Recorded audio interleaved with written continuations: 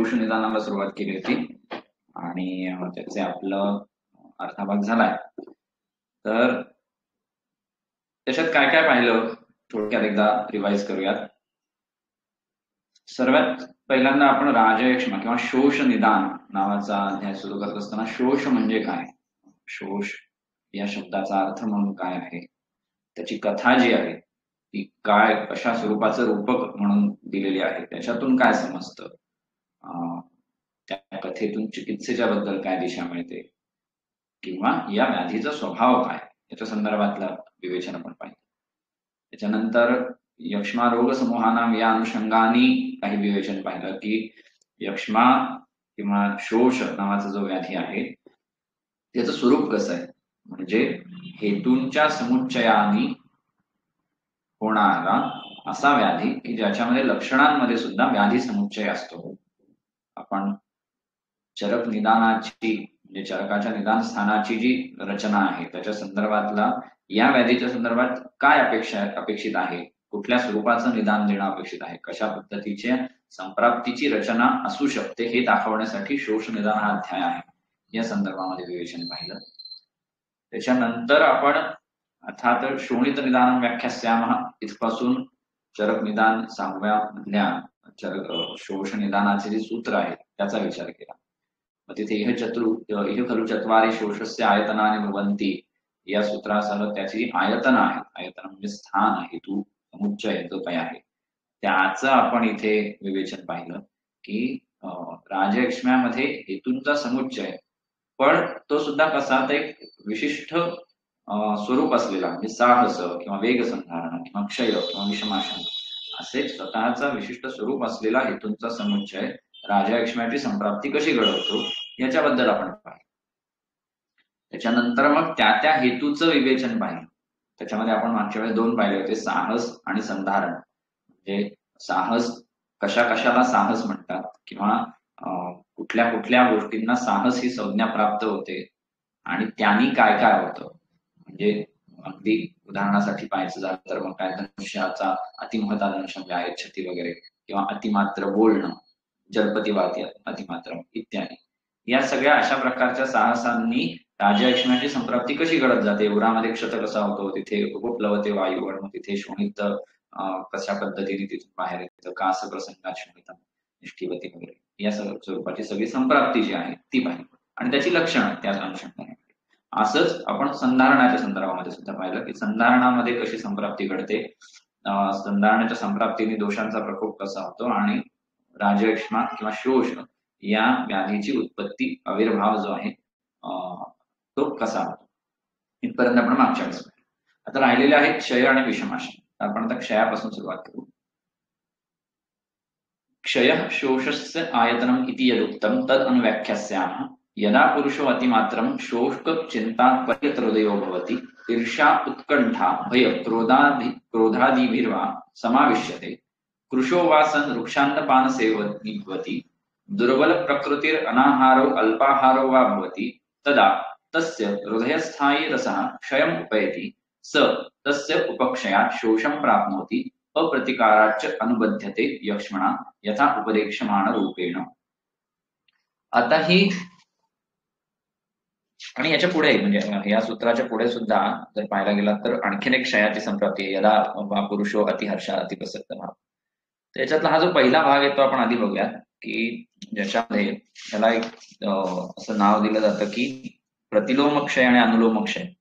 हा अनुलोम आणि प्रतिलोम ही जी काही संज्ञा आहे ही काही ग्रंथोक्त संज्ञा नाही, ही व्यावहारिक संज्ञा म्हणून वापरली जाते.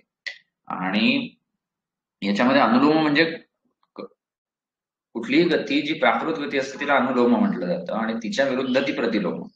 मग हा क्षय अनुलोम आणि प्रतिलोम कसा, तर धातू पोषणाची जी काही गती आहे जी आपण धातू पोषणाच्या संदर्भामध्ये पाहिली होती की रसात रक्तम ततो मांसम, अशा प्रकारची रसापासून रक्त, रक्तापासून मांस, मांसापासून मेद अस्थि, म्हणजे अशा प्रकारची जी काही गती आहे त्या गतीला अनुलोम म्हणायचं. आणि जर उलट सुरू झाला म्हणजे शेवटच्या धातूपासून शुक्रापासून सुरू होऊन उलट्या धातूंचा क्षय होत गेला तर तशा प्रकारच्या क्षयाला प्रतिलोम क्षय म्हणायचं. अशा 2 प्रकारचा इथे क्षय. मुळात क्षय हा इथे धातू क्षय अशा अपेक्षेने, अशा शब्दाने अपेक्षित आहे. तर पहिल्यांदा हा जो अनुलोम क्षय आहे त्याचं उदाहरण पाहूयात. यदा पुरुषो अतिमात्रम शोक चिंता परिगत हृदयो भवती. सो पुरुषो अतिमात्रम शोक चिंता परिगत हृदयो. शोक चिंता हे ज्याच्या हृदयाच्या ठिकाणी आहेत, म्हणजे जो अधिक प्रमाणामध्ये शोक किंवा चिंतेने युक्त आहे असा, ते सुद्धा परिगत हृदय हा एक विशिष्ट अवयवाचं जे वर्णन आहे ते सुद्धा येथे समजून घ्यायचं. संपूर्ण सूत्र झाल्यावर आपण त्याच्याकडे बघूयात. ईर्षा उत्कंठा भय क्रोधादिभिर्वा समाविष्यते. ईर्षा उत्कंठा भय क्रोध आदी, आदी म्हणजे मग अन्य जे मानस भाव आहेत ते वा आदिभिर्वा समाविष्यते, त्याच्या हृदयामध्ये या गोष्टी समाविष्यते येऊन राहतात. हा एक भाग झाला की ज्याच्यामध्ये मानस हेतूंचा संबंध येतो. कृशो वा सन वृक्षान्न पान सेवी भवती. आता इथे मागच्या वेळेस पण आपण पाहिलं होतं की साहसामध्ये दुर्बल पुरुषांनी अमुक एक प्रकारचा व्यायाम केला तर शोषाची संप्राप्ती घडते. तसं एक प्री डिस्पोजिंग कंडिशन दिली आहे की कृशोवासन, कृश अशा व्यक्तीने वृक्षान्न पान सेवन केलं तर दुर्बल प्रकृतीर अनाहारो अल्पाहारो वा भवती, आणि मग त्याच्या ठिकाणी हृदयस्थायी रसक्षय येते, हृदयाच्या ठिकाणी असलेला रसक्षयाला जातो वगैरे. तर इथे पहिल्यांदा जे दिलंय की शोक चिंता परिगत हृदयो भवती. यदा पुरुषो अतिमात्रम शोक चिंता परिगत हृदयो भवती. आता शोक चिंता किंवा पुढे ईर्षा उत्कंठा भय क्रोध आदी मानसभावांचं वर्णन आहे. हे थोडं वैशिष्ट्यपूर्ण किंवा लक्षात घेण्यासारखं आहे की जेव्हा अनुलोम क्षयाचं वर्णन येतं तेव्हा सुरुवातीला जे वर्णन आहे ते मानस भावांचं आहे, शोक चिंतादी गोष्टींचा. याचा धातू क्षयाशी असलेला संबंध समजून घेणं आणि त्याचं हेतुत्व समजून घेणं हा इथे खूप महत्वाचा मुद्दा राहतो. की एक्झॅक्टली काय होतं शोक चिंता. आपल्याला शोकाच्या बाबतीत तर माहितीये किंवा चिंतेच्या बाबतीतही माहितीये की शोकाच्या चिंतेच्या व्याख्या जर पाहायच्या गेल्या तर शोक म्हणजे चित्त विकलता किंवा इष्ट वियोग अनुचिंतन अशी एक व्याख्या अमरकोशामध्ये मिळते. की इष्ट, जे काही इष्ट आहे, जे हवं आहे त्याचा वियोग आणि त्याचं अनुचिंतन, त्याच्या वियोगानंतर केले गेलेलं अनुचिंतन, त्याच्यानंतर केलं गेलेलं चिंतन, अशी शोकाची व्याख्या आहे. तर शोक आणि चिंता याच्याबद्दल आपल्याला हे माहितीये की ते वृक्ष गुणाचा उष्ण गुणाचा असा हा एक काय मानस भाव आहे. आपल्याला हे माहितीये की ज्वराच्या संप्राप्तीमध्ये आपण बघतो की शारीर दोष मनाला उपतप्त करतात, तसं मानस दोष सुद्धा शरीराला उपतप्त करतात. आणि त्यामुळे मानस भावांमध्ये जेव्हा रजगुणात्मक किंवा अशा प्रकारचं रुक्षण करणारे हेतू सहभाग होतात, शोकासारखे चिंतेसारखे, त्यावेळेस ते परिगत हृदय होते. आता इथे परिगत हृदय हा अवयव सुद्धा महत्वाचा आहे. कारण का तर हृदय या अवयवाच्या ठिकाणी जर स्थान पाहिलं, हृदयाच्या ठिकाणी काय काय राहतं अशा प्रकारचं स्थान पाहिलं तर त्याच्यामध्ये प्राधान्याने आपल्या धातूंमध्ये माहितीये की रसधातूच्या रसवस्तुतीसांचं मूलस्थान किंवा रसस्तु हृदयम याती समान मरुते रिता, असं जे आहार पचन झाल्यानंतर जर रस हृदयाकडे येतो तिथून तो संपूर्ण शरीरभर फिरतो पिण्याचं काम करण्यासाठी. त्यामुळे हृदय या अवयवाच्या ठिकाणी आणि चिंता शोक हे जे काही भाव आहेत हे मानस भाव आहेत आणि मन सुद्धा हृदयाच्याच ठिकाणी राहतं. मनसच काय हृदय चेतना स्थान उत्तम सुश्रुत देहिनाम असं सूत्र आपल्याला माहितीये. त्यामुळे हे जे मानस भाव आहेत शोक चिंता पुढे ईर्ष्या उत्कंठा हे जेव्हा मनामध्ये उत्पन्न होतात त्यावेळेस त्या मनाला ते मन उपतप्त झाल्यामुळे त्या मनाचं जे स्थान आहे त्या हृदयामध्ये त्याच्या सहवासाने असणारं जे रस आहे ते सुद्धा विदग्ध होत जातं, ते सुद्धा उपतप्त होत जातं. आणि हे पण आपल्याला माहिती आहे की काम शोक भयात वायू आपण जराच्या सूत्रामध्ये पाहिलं होतं की शोकादी गोष्टींनी काय होतं तर वाताचा प्रकोप होतो. आणि मग असा वाताचा प्रकोप असताना क्रोधादी गोष्टी ज्या क्रोधात पित्त औष्ण्य वाढवणारी गोष्ट आहे, अशी सगळी जी अपतर्पण करणारी हे हेतू आहेत, मानस हेतू आहेत, ते तिथल्या रसाचा क्षय करतात. आणि याला अजून एक चांगला रेफरन्स असा सापडतो या सगळ्या संप्राप्तीचा विस्तार करणारा, जो ज्ञातव्या क्षय हेतवा म्हणून सूत्रस्थानामध्ये दिलेला आहे चरकामध्ये. त्याच्यात सुद्धा चिंता वृक्षाल्प प्रमिताशन आता आपण जे हेतू बघतो ना ते सगळे तिथे सुद्धा ज्ञातव्या क्षय हेतवा म्हणून येतात. तर अशा पद्धतीने तिथल्या त्या जागेच्या रसाचा शोक चिंतेने क्षय व्हायला लागतो, उपतप्त व्हायला लागतं, अपतर्पण व्हायचं. ईर्षा उत्कंठा, भय, क्रोध हे आणखीन काही भाव सांगितले. आता दोन्हीमध्ये थोडा फरक दाखवलाय की शोक, चिंता, परिगत हृदय आणि ईर्ष्या, उत्कंठा, भय, क्रोध हे हृदयाच्या ठिकाणी समाविष्ट तिथे येऊन थांबतात. म्हणजे हे बाहेरून कुठून तरी कुठल्या तरी कारणाने त्या ठिकाणी निर्माण होतात अशा पद्धतीने. तर ईर्ष्येची व्याख्या होते पर उत्कर्ष असहिष्णुता, इतरांच्या उत्कर्षाची असहिष्णुता. उत्कंठेची व्याख्या होते इष्टलाभे काल सापेक्ष असहिष्णुता, म्हणजे इष्टलाभ ही जी गोष्ट आपल्याला प्राप्त करायची आहे, हवी आहे, तिच्या संदर्भामध्ये ती हवी तर आहे, पण त्याच्या संदर्भामध्ये जी सहिष्णुता म्हणजे वाट बघण्याची जी एक प्रकारची तयारी पाहिजे ती नसणं. इष्टलाभे काल सापेक्ष असहिष्णुता म्हणजे उत्कंठा. भयाची परता स्वनिष्ठ संभावना भयम, किंवा आणखीन एक चांगली व्याख्या याच्यात दिली अमरकोशामध्ये की एक्झॅक्टली भय म्हणजे काय, हे ह्या व्याख्या का समजून घ्यायच्या, त्याच्याने एक्झॅक्टली काय होतं ते कळतं. म्हणजे उदाहरणार्थ उत्कंठा ही कालसापेक्ष असहिष्णुता आहे, म्हणजे जे वाताचं नियमन करणं होणं जे आहे किंवा वाताचं चलत्वाचं नियमन जे आहे ते याच्यात होत नाही, ती सतत चंचलता राहते आणि त्यांनी तो वातप्रकोप होऊन परत तो वातप्रकोप झाला की शोषण वगैरे अपदर्पण अशा संप्राप्ती. म्हणून या व्याख्या किंवा या ज्या भाव आहेत यांचा अर्थ समजून घेणं महत्वाचं आहे. भयामध्ये काय तर राग विषयस्थ विनाशके समुपस्थिते, जे राग ज्याच्याबद्दल आपल्याला प्रीती आहे अशा वस्तूच्या बद्दल विनाशक समुपस्थिती, त्याचा विनाश होतो आहे अशी अवस्था आली की तन निवारण असामर्थ्य आत्मनो, त्याचं त्या विनाशाचं निवारण करण्याचं निवारण करण्याबद्दल जी असमर्थता असते ती दैन्यात्मक चित्तवृत्ती विशेष अशी जी की मी नाही हे बदलू शकत, म्हणजे माझी एखादी आवडती गोष्ट नष्ट होते आहे किंवा आणि त्याला मी बदलू शकत नाही, तर अशी जी दैन्यात्मक चित्तवृत्ती होती त्याला भय म्हणतात अशी एक व्याख्या सापडते. सो हे सगळं काय आहे, हे सगळं मनाला उपतप्त करणारे, मनाच्या ठिकाणी रजाची वृत्ती करणारे, मनाच्या ठिकाणी मन आणि त्याच्या पर्यायाने हृदय स्थायी रस यांची दृष्टी करणारे हेतू. आणि मग इथून म्हणजे हे पहिले दोन जे वाक्य पाहिले, इथून पुढे एक विशिष्ट संप्राप्ती घडते जी मानस हेतूंनी होणारा धातूंचा क्षय. आणि व्यवहारात पाहायला गेलं, जेव्हा तुम्ही वैज्ञानिकडे बघता, रुग्ण बघता, त्यावेळेस असं लक्षात येतं की हे हेतू फारसे रेअर नाही. आताच्या काळामध्ये तर शोक, चिंता किंवा ईर्ष्या, उत्कंठा, भय यांनी सतत मन उपतप्त आहे अशा प्रकारचे हेतू दैनंदिन जीवनामध्ये बऱ्याचदा घडत असतात. आणि त्याचा शोषामध्ये परिवर्तन होणं, अर्थात याच्यासाठी वेळ जावा लागतो, सर्व धातूंचा क्षय होणं अपेक्षित आहे, पण याचा शोषामध्ये परिणाम होत असताना या हेतूला चिकित्सेमध्ये काहीतरी महत्व द्यावं लागतं. आपण मानस व्याधींची चिकित्सा वेगळी पाहिलेली आहे, त्यामुळे यातून शोष निर्माण झाल्यानंतर, राजयक्ष्म्याची लक्षणं दिसायला लागल्यानंतर त्यांची स्वतंत्र चिकित्सा करत असताना या हेतूंचा विचार करून काहीतरी त्यांचं परिवर्जन किंवा त्या अनुषंगाने चिकित्सा वेगळी करावी लागते.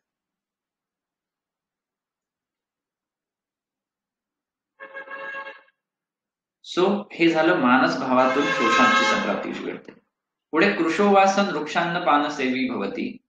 कृशोवा जो आधीच कृश आहे असा व्यक्ती जो वृक्ष अन्नपान सेवी भवती. अन्नपान सेवी भवती, वृक्ष अन्न आणि वृक्षपान, वृक्षपान मद्यादी गोष्टी ज्या आहेत त्या वृक्ष स्वरूपातल्या असा जो सेवन करतो, तर त्याच्या बाबतीमध्ये काय होतं, किंवा दुर्बल प्रकृती अनाहार अल्पाहार भवती. जो दुर्बल आहे, दुर्बल प्रकृतीचा आहे, तो अनाहार आहार घेत नाही किंवा अल्पाहार अल्प प्रमाणात आहार घेतो. आता इथेही एक आहाराच्या संदर्भामध्ये, मात्रेच्या संदर्भामध्ये किंवा गुणाच्या संदर्भातली संप्राप्ती दिसते क्षयाच्या संदर्भात, धातू क्षयाच्या बाबतीत, की जो ऑलरेडी कृश आहे, जो आधीच कृश आहे, त्याने वृक्ष अन्नपान सेवन करणं. आता आपल्याला वृक्षाच्या बाबतीमध्ये हे माहिती आहे की जिथे आपलं प्रकृतीचं वर्णन येतं, प्रकृती म्हणजे चरकामध्ये प्रकृतीचं लक्षण जिथे दिले, तिथे वात प्रकृतीच्या संदर्भामध्ये असं आहे की वायू, वाताचे जे गुण सांगितले त्याच्यामध्ये वृक्षात वाताला वृक्ष अपचित अल्पशरीरा असं येते. तर वृक्ष गुण हा अपचय करणारा आहे, विशेषतः अल्प शरीर निर्माण करणारा आहे, धातूंचा शोष करणारा आहे, त्याचा उपचय होऊ न देणारा आहे. तेव्हा ज्या व्यक्तीमध्ये ऑलरेडी धातूंचा उपचय नाही अशा व्यक्तीने वृक्ष अन्नपान सेवन करणं हा त्या धातूंच्या शोषाचं डायरेक्टली कारण ठरतं. किंवा दुर्बल प्रकृती अनाहार अल्पाहार भवती. दुर्बल प्रकृती असणारा अनाहार किंवा अल्पाहार. आता याचं विवेचन कसं होतं या सगळ्याचं, तर आपल्याला हे माहितीये की शरीराचं पोषण नावाचा जो काही विषय आहे, धातूंचं पोषण नावाचा जो काही विषय आहे, तो रसाच्या अंतर्गत येतो. म्हणजे सूत्रस्थानाचं जे 28वा अध्याय आहे, त्या 28व्या अध्यायाच्या सुरुवातीलाच आपण तत्र आहार प्रसाराख्य रसात किट्टम मलाख्यम विनिर्वर्त येते आणि मग किट्टात कशाचं पोषण होतं, किट्टात स्वेदमूत्र पुरुष वात पित्त श्लेष्माण वगैरे आणि पुष्यंती तो आहार रसात रसात रस रुधिर मांस मेद अस्थि मज्जा शुक्र ओजोसी वगैरे वगैरे बघतो. सो हे जे पोषण होणं आहे धातूंचं ते सतत निर्माण होणाऱ्या रसातून होत असतं. आणि आता आपण जे हेतू पाहिले, मग ते मानस हेतू असतील किंवा शारीर हेतू असतील, म्हणजे आहार्य हेतू असतील, ते या रसाचं पोषण कशा पद्धतीने बिघडेल अशा त्या दृष्टीने जाणारे हेतू आहे. ईर्ष्यादी किंवा शोकादी गोष्टी निर्माण झालेल्या रसाचं शोषण करून त्या हृदयामध्ये जेव्हा रस येतो, रस धातू संपूर्ण शरीरावर फिरण्यासाठी, त्यावेळेस त्याचं शोषण करून त्याला विध करून पोषण त्याचं पुढे थांबतं, धातूंचं पोषण थांबतं. किंवा इथे कृशवासन वृक्षांतपाने हा जो हेतू आहे, याच्यामध्ये रस चांगला निर्माणच होत नाही आणि तिथून मग तदा तस्य हृदय स्थायी रस क्षयमुपैती, म्हणजे तदातस्य, तस्य म्हणजे तो पुरुष ज्यांनी अशा प्रकारचं हेतूंचं सेवन केलंय, म्हणजे तो अतिमात्र शोक चिंता करणारा किंवा पुरुष असून वृक्षान्नपान सेवन करणारा वगैरे, तदा तस्य हृदयस्थायी रस क्षयमुपैती, त्या रसाचा क्षय होतो. स तस्य उपक्षयात शोषण प्राप्नोती, आणि मग तो जो पुरुष आहे तो तस्य उपक्षयात, त्याच्या उपक्षयाने शोषण प्राप्नोती अप्रतिकाराच अनुबद्धते यक्ष्मणा, आणि त्याचा जर अप्रतिकार केला, म्हणजे याची चिकित्सा केली नाही, त्याचा प्रतिकार केला नाही, तर त्याला यक्ष्मा अनुबद्धते यक्ष्मणा, यक्ष्माची प्राप्ती होते किंवा त्याला यक्ष्मा हा व्याधी होतो अशा अर्थ. तर इथे हे बघण्यासारखं आहे. आपण अगदी सुरुवातीला ज्यावेळेस या व्याधीच्या संदर्भामध्ये एक रूपकात्मक कथा पाहिली होती, त्यावेळेस असं पाहिलं होतं की इथे स्नेह परिक्षय होते, आणि चिकित्सेमध्ये पाहिलं होतं की ओजाचं वर्धन करून अश्विनी कुमारांनी चिकित्सा केली. तर इथे हे समजून घ्यायचं आहे की असं जे मानसिक भाव जे आहेत, तशाच प्रकारचे मानसिक भाव आपल्याला अजून ओजाच्या क्षयाचे जे हेतू आहेत, म्हणजे ओज क्षयेत कोप क्षुध्यान शोक शमादी, त्याच्या सुद्धा कोप ध्यान शोक आदी याच्यामध्ये असे मानस भाव दिसतात. तर मानस भाव, अशा प्रकारचे मानस भाव हे ओजाचा सुद्धा क्षय करणारे असतात. आणि मगापासून आपण ज्या संप्राप्ती बघत आहोत त्याच्यामध्ये हे वारंवार येतं की धातू क्षीण होतात म्हणजे काय काय क्षीण होतं, तर धातूंचा स्नेह क्षीण होतो, ओज क्षय होतो, आणि त्यातून मग पुढे शोषाची संप्राप्ती घडत जाते. किंवा अल्पाहाराने काय होतं, अल्पाहाराने जसं रसाची काय रसानी करण्याचं तर्पण नावाचं कार्य पुरेसं होत नाही, आप्यायन नावाचं कार्य पुरेसं होत नाही, तसं भोजन घेणं मात्र तू न बलवर्ण उपचयने आणि प्रथम वातरोगिणाम हे सुद्धा प्रपंचते असं सूत्र आहे. तिथे परत होणारा वात प्रकोप ही एक वेगळी संप्राप्ती घडतात. म्हणजे केवळ रसाची उत्पत्ती पुरेशी न होणं किंवा रसाने पुरेसं प्रीणन न करणं असं नाही, तर त्याच्या बरोबरीनं होणारा दोष प्रकोप, या दोन्ही गोष्टी या संप्राप्ती घडतात. आणि हे तर आपल्याला माहिती आहे की धातू एकमेकांचं पोषण करत असतात उपस्नेहाने, परस्पर उपसंस्थमता धातू स्नेह परंपरा हे सूत्र आपल्याला माहिती. त्यामुळे एका रसाचं म्हणजे रस धातूचं क्षय होत गेला की अनुषंगाने पुढे पुढे येणाऱ्या धातूंचं, तस्य उपक्षयात पुढे पुढे येणाऱ्या धातूंचा शोष होत होत सर्व धातू क्षय होऊन राजलक्ष्मीची संप्राप्ती. तर इथे अरुण चक्रपाणी असं म्हणतो की हृदयस्थायी रस इति धातुरूपो अन्नरस पोष इति अर्थः, अन्ये तु हृदयस्थायी रस इति ओजो ब्रुवते. दोन मतं इथे घेतली जातात की ही जी वरची जे काही हेतू आहेत त्याच्याने क्षय होतो हृदयस्थायी रसाचा, म्हणजे कशाचा होतो तर हृदयस्थायी रस या अर्थाने पोष्य असा अन्नरस असा सुद्धा घेतला तरी चालतो, किंवा अन्येतू हृदयस्थायी रस इति ओजो ब्रुवते असं अन्य मत सांगितलंय, त्याचं खंडन केलेलं नाही, म्हणजे त्यालाही मान्यता आहे. हा हे पण बरोबर आहे, काही चूक. आता ही ओजाच्या बाबतीतलं मत आहे, हे काही फार आपल्याला माहिती नाही अशातलं नाही, कारण धातूनाम तेजसी रसे तथा जीवित शोणिते अशा प्रकारचे सूत्र येऊन जातं की धातूंचा तेज किंवा रस किंवा जीवित शोणित किंवा श्लेष्मा प्राकृतस्तु बलम श्लेष्मा विकृतो मला उच्चते सचैव ओजस म्हणतात काय, असंही सूत्र आपल्याला माहिती आहे. त्याच्यामुळे ही रूप आहेत. त्याच्यामुळे हृदयस्थायी रस याचा ओज असा अर्थ घेतला तरी त्या ओजाचा क्षय होतो. आणि ओज हे सर्व धातूंचं तेज स्वरूप, सर्व धातूंचं स्नेह स्वरूप अशा स्वरूपाचं सार स्वरूप आहे. त्यामुळे त्याचा क्षय होणं हे सर्व धातूंच्या क्षयाचं कारण.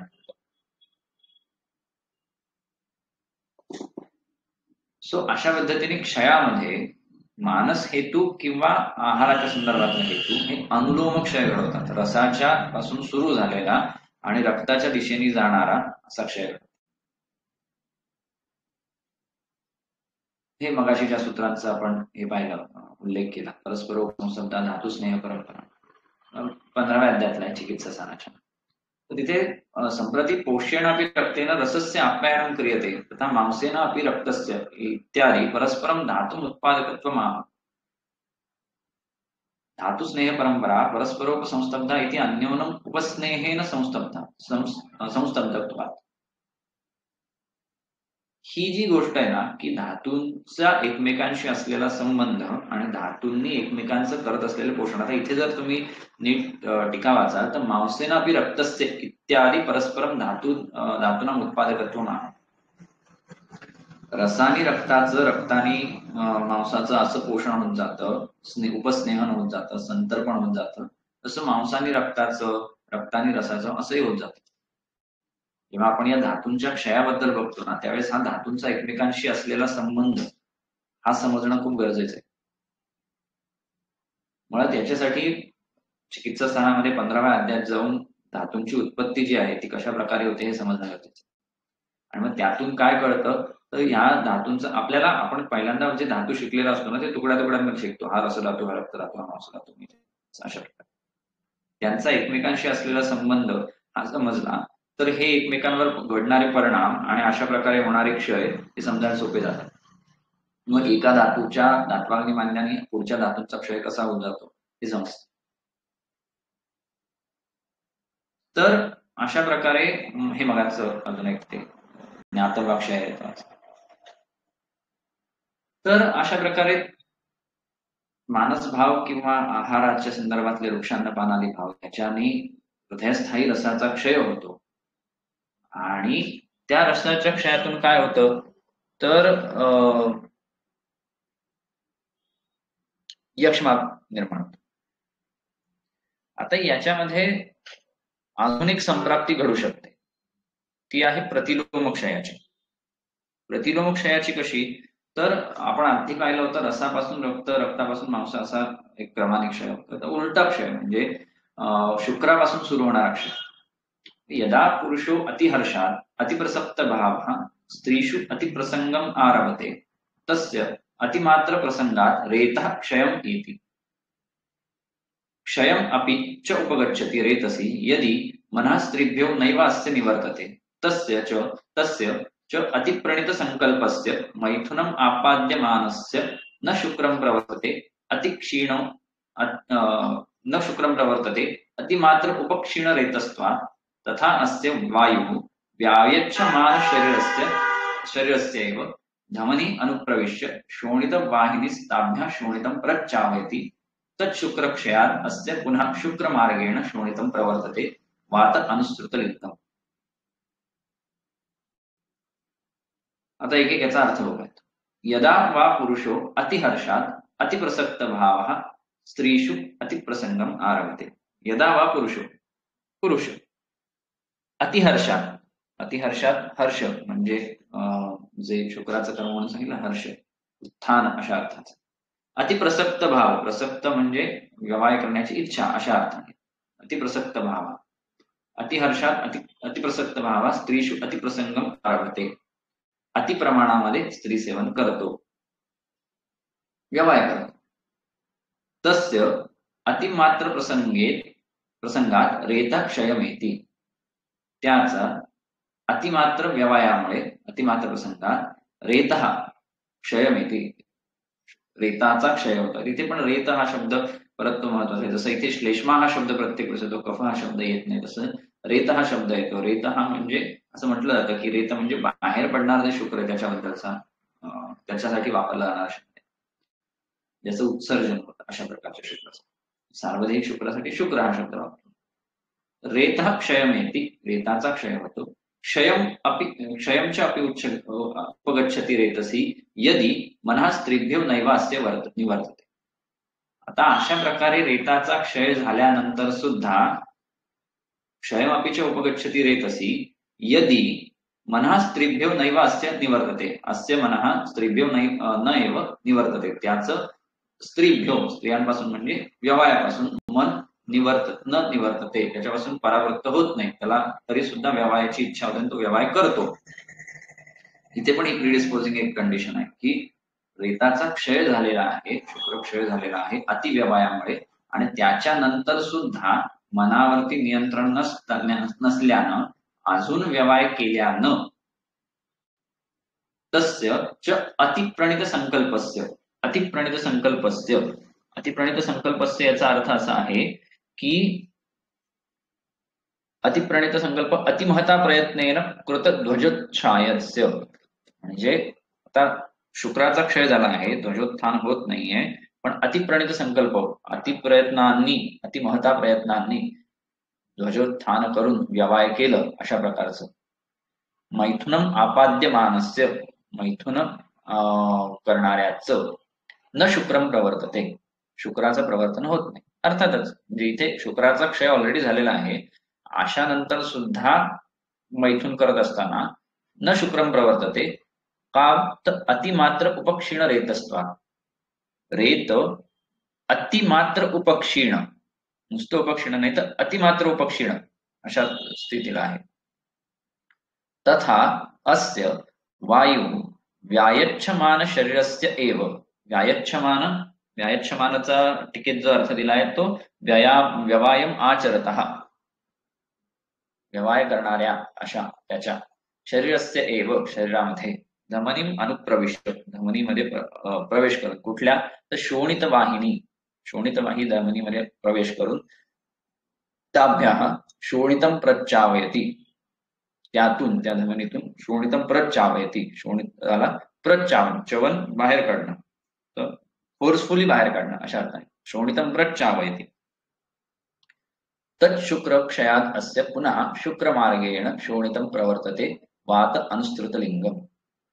तत् शुक्र क्षयात अस्य, त्या शुक्र क्षयामुळे त्याच्या पुन्हा शुक्र मार्गाने शोणितम प्रवर्तते, शोणिताचं प्रवर्तन होतं. वातानुसृतलिंगम, वातानुसृतलिंगम म्हणजे वाताच्या लक्षणांनी युक्त असं शोणित प्रवर्तन होतं.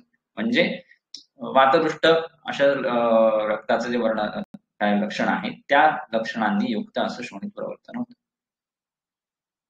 सो इथे कशी संप्राप्ती आहे तर शुक्राचा अतिक्षय झालेला आहे, तो अतिक्षय झाल्यानंतर सुद्धा पुन्हा व्यवहाय केला.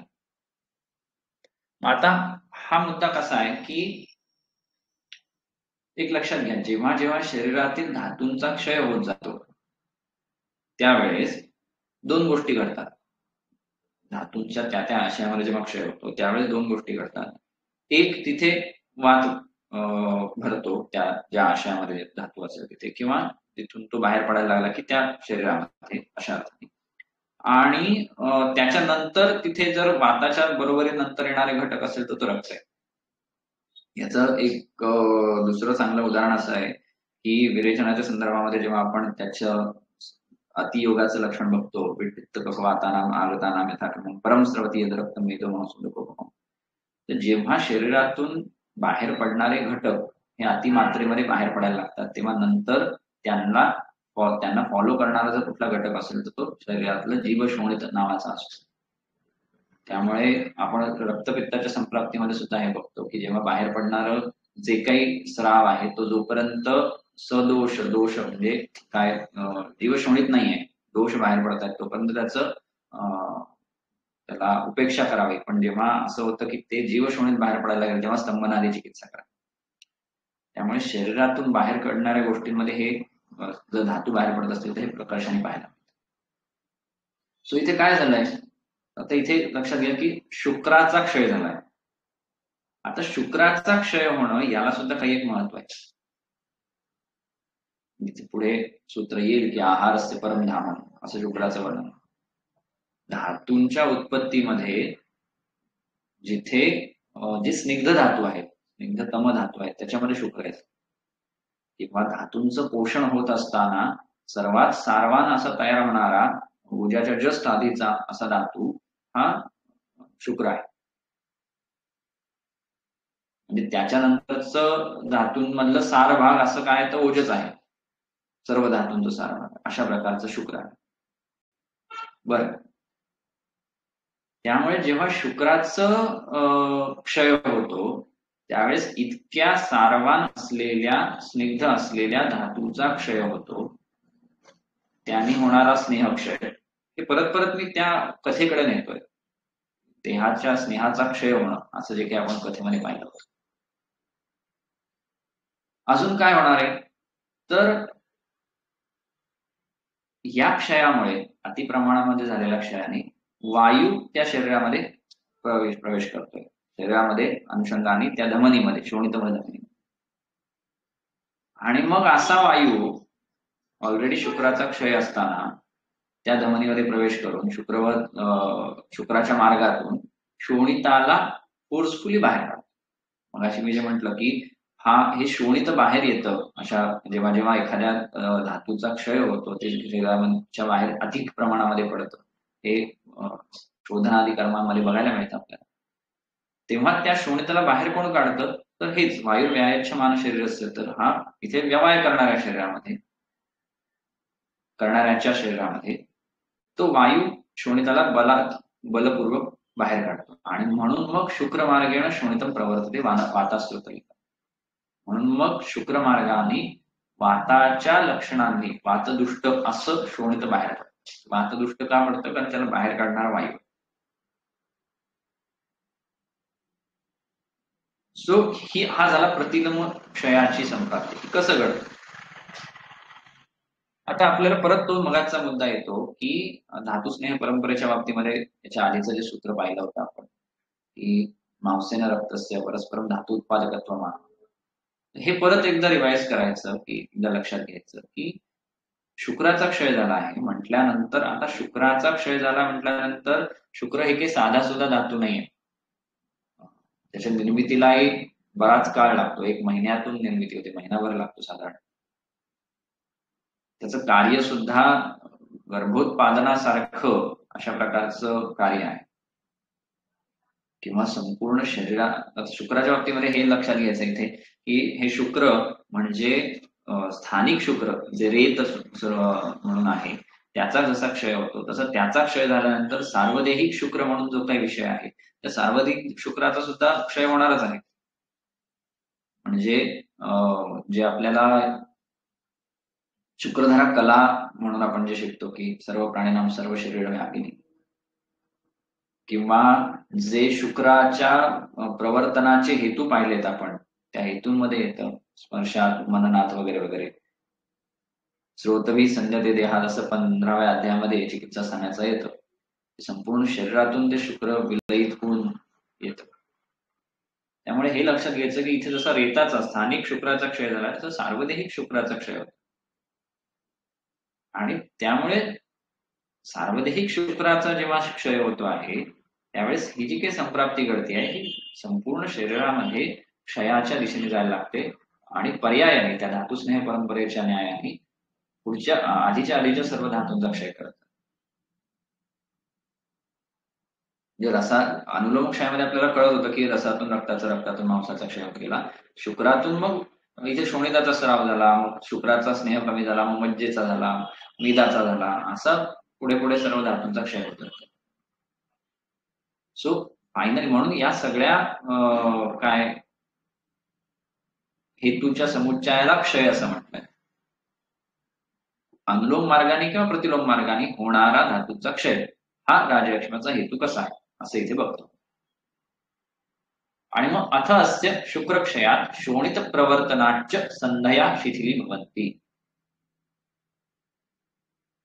अथ अस्य शुक्रक्षयात शोणित प्रवर्तनाच्च दोन कारण आहेत. शुक्रक्षयामुळे आणि शोणित प्रवर्तनामुळे संधया शिथिली भवन्ति.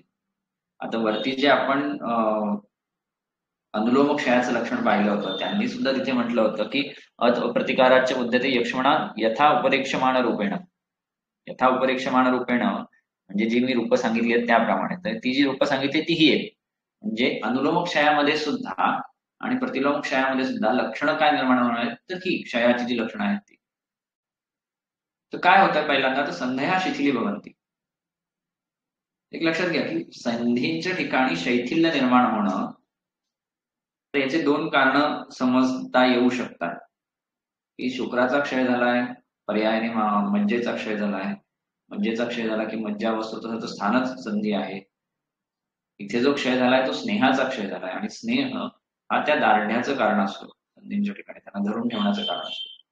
त्यामुळे जेव्हा जेव्हा शरीरातल्या स्निग्ध भावांचा क्षय होतो किंवा स्निग्ध भावांचा क्षय करणाऱ्या वाताचा प्रकोप होतो तेव्हा हे शैथिल्य वगैरे. त्यामुळे संधया शिथिली भवन्ति संधी शिथिल होतात आणि पुढे रौक्षम उपजायते. रौक्षम उपजायते रौक्ष निर्माण होतं संपूर्ण शरीरामध्ये. आता ही एक साधा गुण आहे काय वृक्ष त्याचं भाव रौक्ष अशा अर्थाने. आणि समजण्यासाठी खूप महत्वाचं आहे की एकंदरीत या संप्राप्तीमध्ये क्षयाच्या संप्राप्तीमध्ये विशेषत्वाने घडणारी गोष्ट काही असेल तर ती स्नेहाचा क्षय असा आहे. सो रौक्ष उपजायते. आता हे रौक्ष कुठे उत्पन्न होईल तर सर्व शरीर घटकांमध्ये उत्पन्न होईल. मागे एकदा एक लेक्चरमध्ये ऐकलं होतं मी कोल्हटकर सरांच्या लेक्चरमध्ये ऐकलं होतं की हे जे रौक्ष आहे हे वेगवेगळ्या प्रकारचं असू शकतं. म्हणजे शुक्राचा क्षय झाल्याने निर्माण होणारं रौक्ष, मेदाचा क्षय झाल्याने निर्माण होणारं रौक्ष किंवा कफाच्या क्षयाने निर्माण होणारं रौक्ष, मज्जेच्या क्षयाने निर्माण होणारं रौक्ष हे वेगळं वेगळं असू शकतं. म्हणजे रौक्ष रौक्षच आहे पण त्या हेतूने त्याच्या स्वरूपामध्ये त्या रौक्षाच्या स्थानामध्ये त्याच्या स्वरूपामध्ये फरक असू शकतो. आणि ते समजलं तर चिकित्सा अधिक पिन पॉइंट होत जाते. भूया शरीरम दौर्बल्यम आविशती. दौर्बल्य त्याच्या शरीरामध्ये आविशती प्रवेश करतं. भूया शरीर संपूर्ण शरीर. वायू प्रकोपम आपद्यते. वायूचा प्रकोप होतो. आता हा प्रकोप परत तोच आहे म्हणजे स्नेहक्षयामुळे आहे, प्रत्यक्ष शरीर धातूच्या क्षयामुळे आहे, अधिक व्यवायामुळे आहे किंवा वरती आपण जे पाहिलं अनुलोम क्षयाच्या बाबतीमध्ये पाहिलं तर चिंतादी गोष्टींनी रसाचं अपतर्पण झाल्याने रसाचा शोष झाल्याने किंवा वृक्षांतपानाचे हेतू जे आहेत त्या हेतूंच्या सेवनाने तर्पण करणारा आप्यायन करणारा रस निर्माणच न झाल्या या दोन्ही कारणांनी वायू प्रकोपम आपद्यते. सप्रकोपितो वशिकम शरीरम अनुसर्पण उदीर्य श्लेष्म पित्ते परिशोषयति मांस शोणिते प्रच्चावयति श्लेष्म पित्ते. इथे थांबूयात. सप्रकोपितो वशिकम शरीरम अनुसर्पण. वशिकम शरीर अनुसर्पण. वशिकम याचा चक्रपाणीने अर्थ दिला आहे की शून्यम शुक्र क्षोणित क्षयात रिक्तम इति अर्थः एतच्च हेतुगर्भ विशेषण. कसं शरीर तर शून्य शरीर. आता इथे शून्य शरीर याचा अर्थ काय घ्यायचा. वशिक शरीर म्हणजे शून्य शरीर याचा अर्थ असा घ्यायचा की शून्य म्हणजे काय शरीरामध्ये काहीच राहिलं नाही का तर असं नाही. शोणित आणि रक्त क्षयात रिक्तम. शोणित आणि रक्त यांच्या क्षयाने रिक्त झालेलं अशा अर्थ.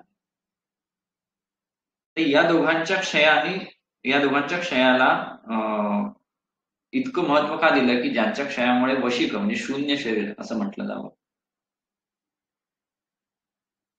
तर परत तोच मुद्दा येतो जो आपण आतापर्यंत पाहिला की एक तर शोणिताचं कार्य.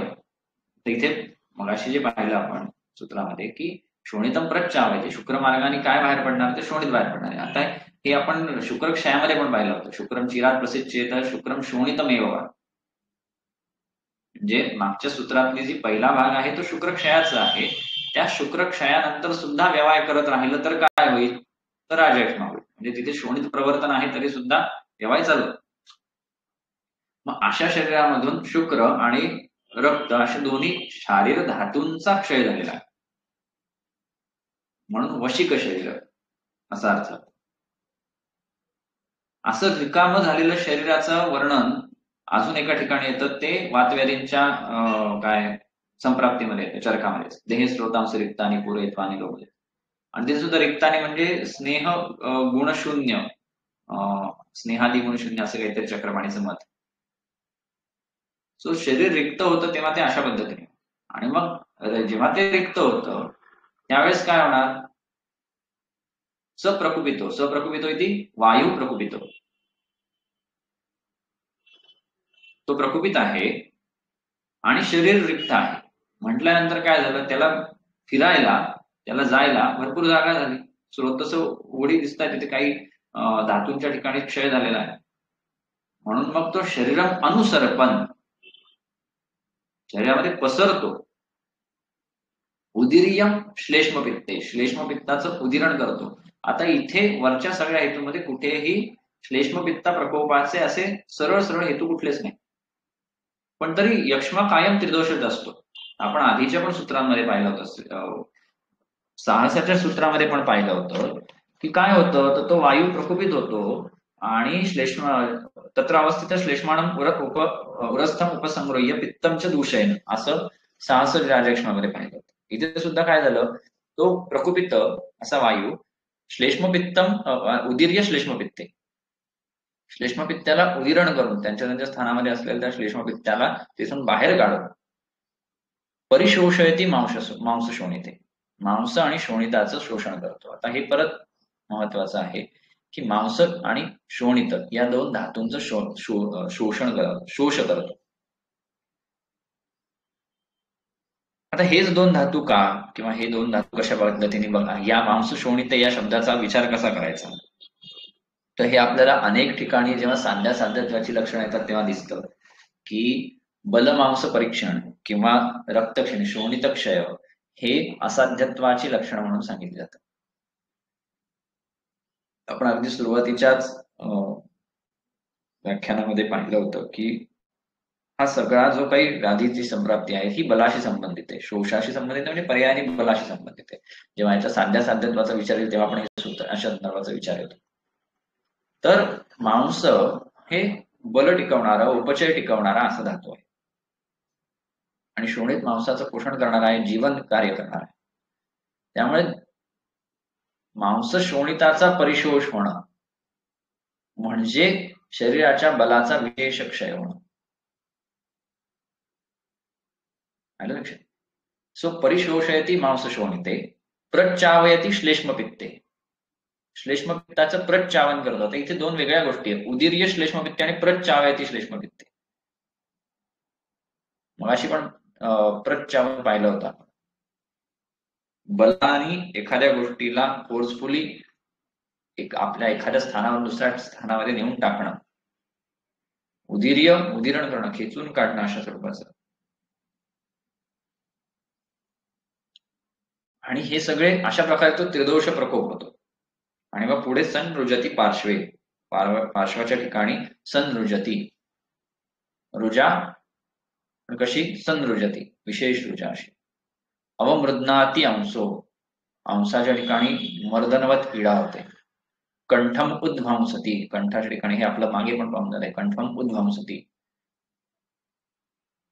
शिरश्लेष्माणम उपत्क्लेश्य प्रतिपूरयती श्लेष्मणाम, शिरः श्लेष्माणम उपत्क्लेश्य प्रतिपूरयती श्लेष्मणाम. शिराच्या ठिकाणी जो श्लेष्मा आहे त्याचा उपत्क्लेश करून त्याला तिथून बाहेर काढून परत श्लेष्माने भरतो. आता हे जरा गमतीशीर आहे, शिरश्लेष्माणम उपत्क्लेश्य याचा विचार कसा पाहायचा. तर आता हा प्रकोपित झालेला वायू आहे, आणि तो तिन्ही दोषांना घेऊन शरीरामध्ये फिरतोय. वशिकम शरीरम अनुसर्पण. तो शिराच्या ठिकाणी गेला. आपण यापूर्वी पण शिराच्या ठिकाणी गेल्यानंतर काय होतं हे सहस्र राजलक्ष्मीमध्ये पाहिलं होतं की शिराच्या ठिकाणी गेलं तर शिराच्या ठिकाणचे व्याधी होता. या शिरशी अवदिष्टते शिरस्तेनं उपहन्यते. आता इथे शिराच्या ठिकाणी तिथला ऊर्ध्वशत्रुगत असं काम करणारा स्वतःचा काही एक श्लेष्मा आहे. आपण त्याच्या प्रकाराच्या डिटेलमध्ये आता जाऊयात. फक्त त्याला श्लेष्मा म्हणूयात. त्याला बाहेर काढलं बलाने आणि ऑलरेडी तो वशिकम शरीरानुसार पण श्लेष्मपित्ते उदीर्य श्लेष्मपित्ते श्लेष्मपित्ताला घेऊन फिरतोय. आणि मग जो त्या स्थानातला नाही त्या कफासह या कफाला सगळ्याला परत तिथे प्रतिपूरण केलं. म्हणजे जो स्थानी दोष आहे त्याला त्या जागेवरून हलवून पुन्हा तिथे श्लेष्म्याचं प्रतिपूरण केलं. सो अशा प्रकारचं जे असतं ना अन्य देशाच्या ठिकाणचा क्षय आणि स्थानिक दोषाचा प्रकोप असं काहीतरी एक याच्यामध्ये शिकायला मिळेल निदानामध्ये. तशा प्रकारची काहीशी स्थिती आहे. म्हणजे इथे जो श्लेष्मा आहे, आता शिरामध्ये आधी जो श्लेष्मा होता तो त्याच्या स्थानात असलेला श्लेष्मा आहे. आता जी अवस्था आहे श्लेष्म्याची ती परतंत्रा प्रकोपाने खेचून आणलेला श्लेष्मा तिथे भरलेला आहे. प्रकोपित असा श्लेष्मा भरलेला आहे. म्हणून मग ते लक्षण निर्माण होतं. संधिश्च प्रपीडयन करोती अंगमर्द अरोचक अविपाकौच. मग संधींच्या ठिकाणी पीडा उत्पन्न करून अंगमर्द अरोचक अविपाक ही लक्षणं निर्माण करतो. कोण? वायू. पित्त श्लेष्मोत्क्लेशात प्रतिग्लोमत्वाच्च वायू ज्वरम कासम श्वासम स्वरभेदम प्रतिशायम च उपजनयती. पित्त श्लेष्मोत्क्लेशात पित्त आणि श्लेष्माच्या उपक्लेशामुळे काय होतं तर आणि प्रतिलोमगत्वाच्च वायू प्रतिलोम झाल्यामुळे ज्वर कास श्वास स्वरभेद प्रतिशायम च उपजनयती. आता इथे पण स्वरभेद येतो. स्वरसाध स्वरभेद मागे आपण पाहिलं होतं की स्वरसाध ही क्षयाचं लक्षण आहे. स्वरभेद हे दोष प्रकोपाने होणारं लक्षण आहे. प्रतिशाय पुढेही येईल. वातानी प्राधान्याने प्रतिष्ठाची संप्राप्ती ही वाताने घडणारी संप्राप्ती आहे. कास श्वासाची संप्राप्ती ही वाताने घडणारी संप्राप्ती आहे. मग त्याला अनुषंगाने तो वात प्रकोप होणार. वाताची गती बिघडण्यासाठी काय कफ असेल, पित्त असेल, क्षत असेल, क्षय असेल, मग ते कासाचे क्षय क्षत वगैरे भेद होतात.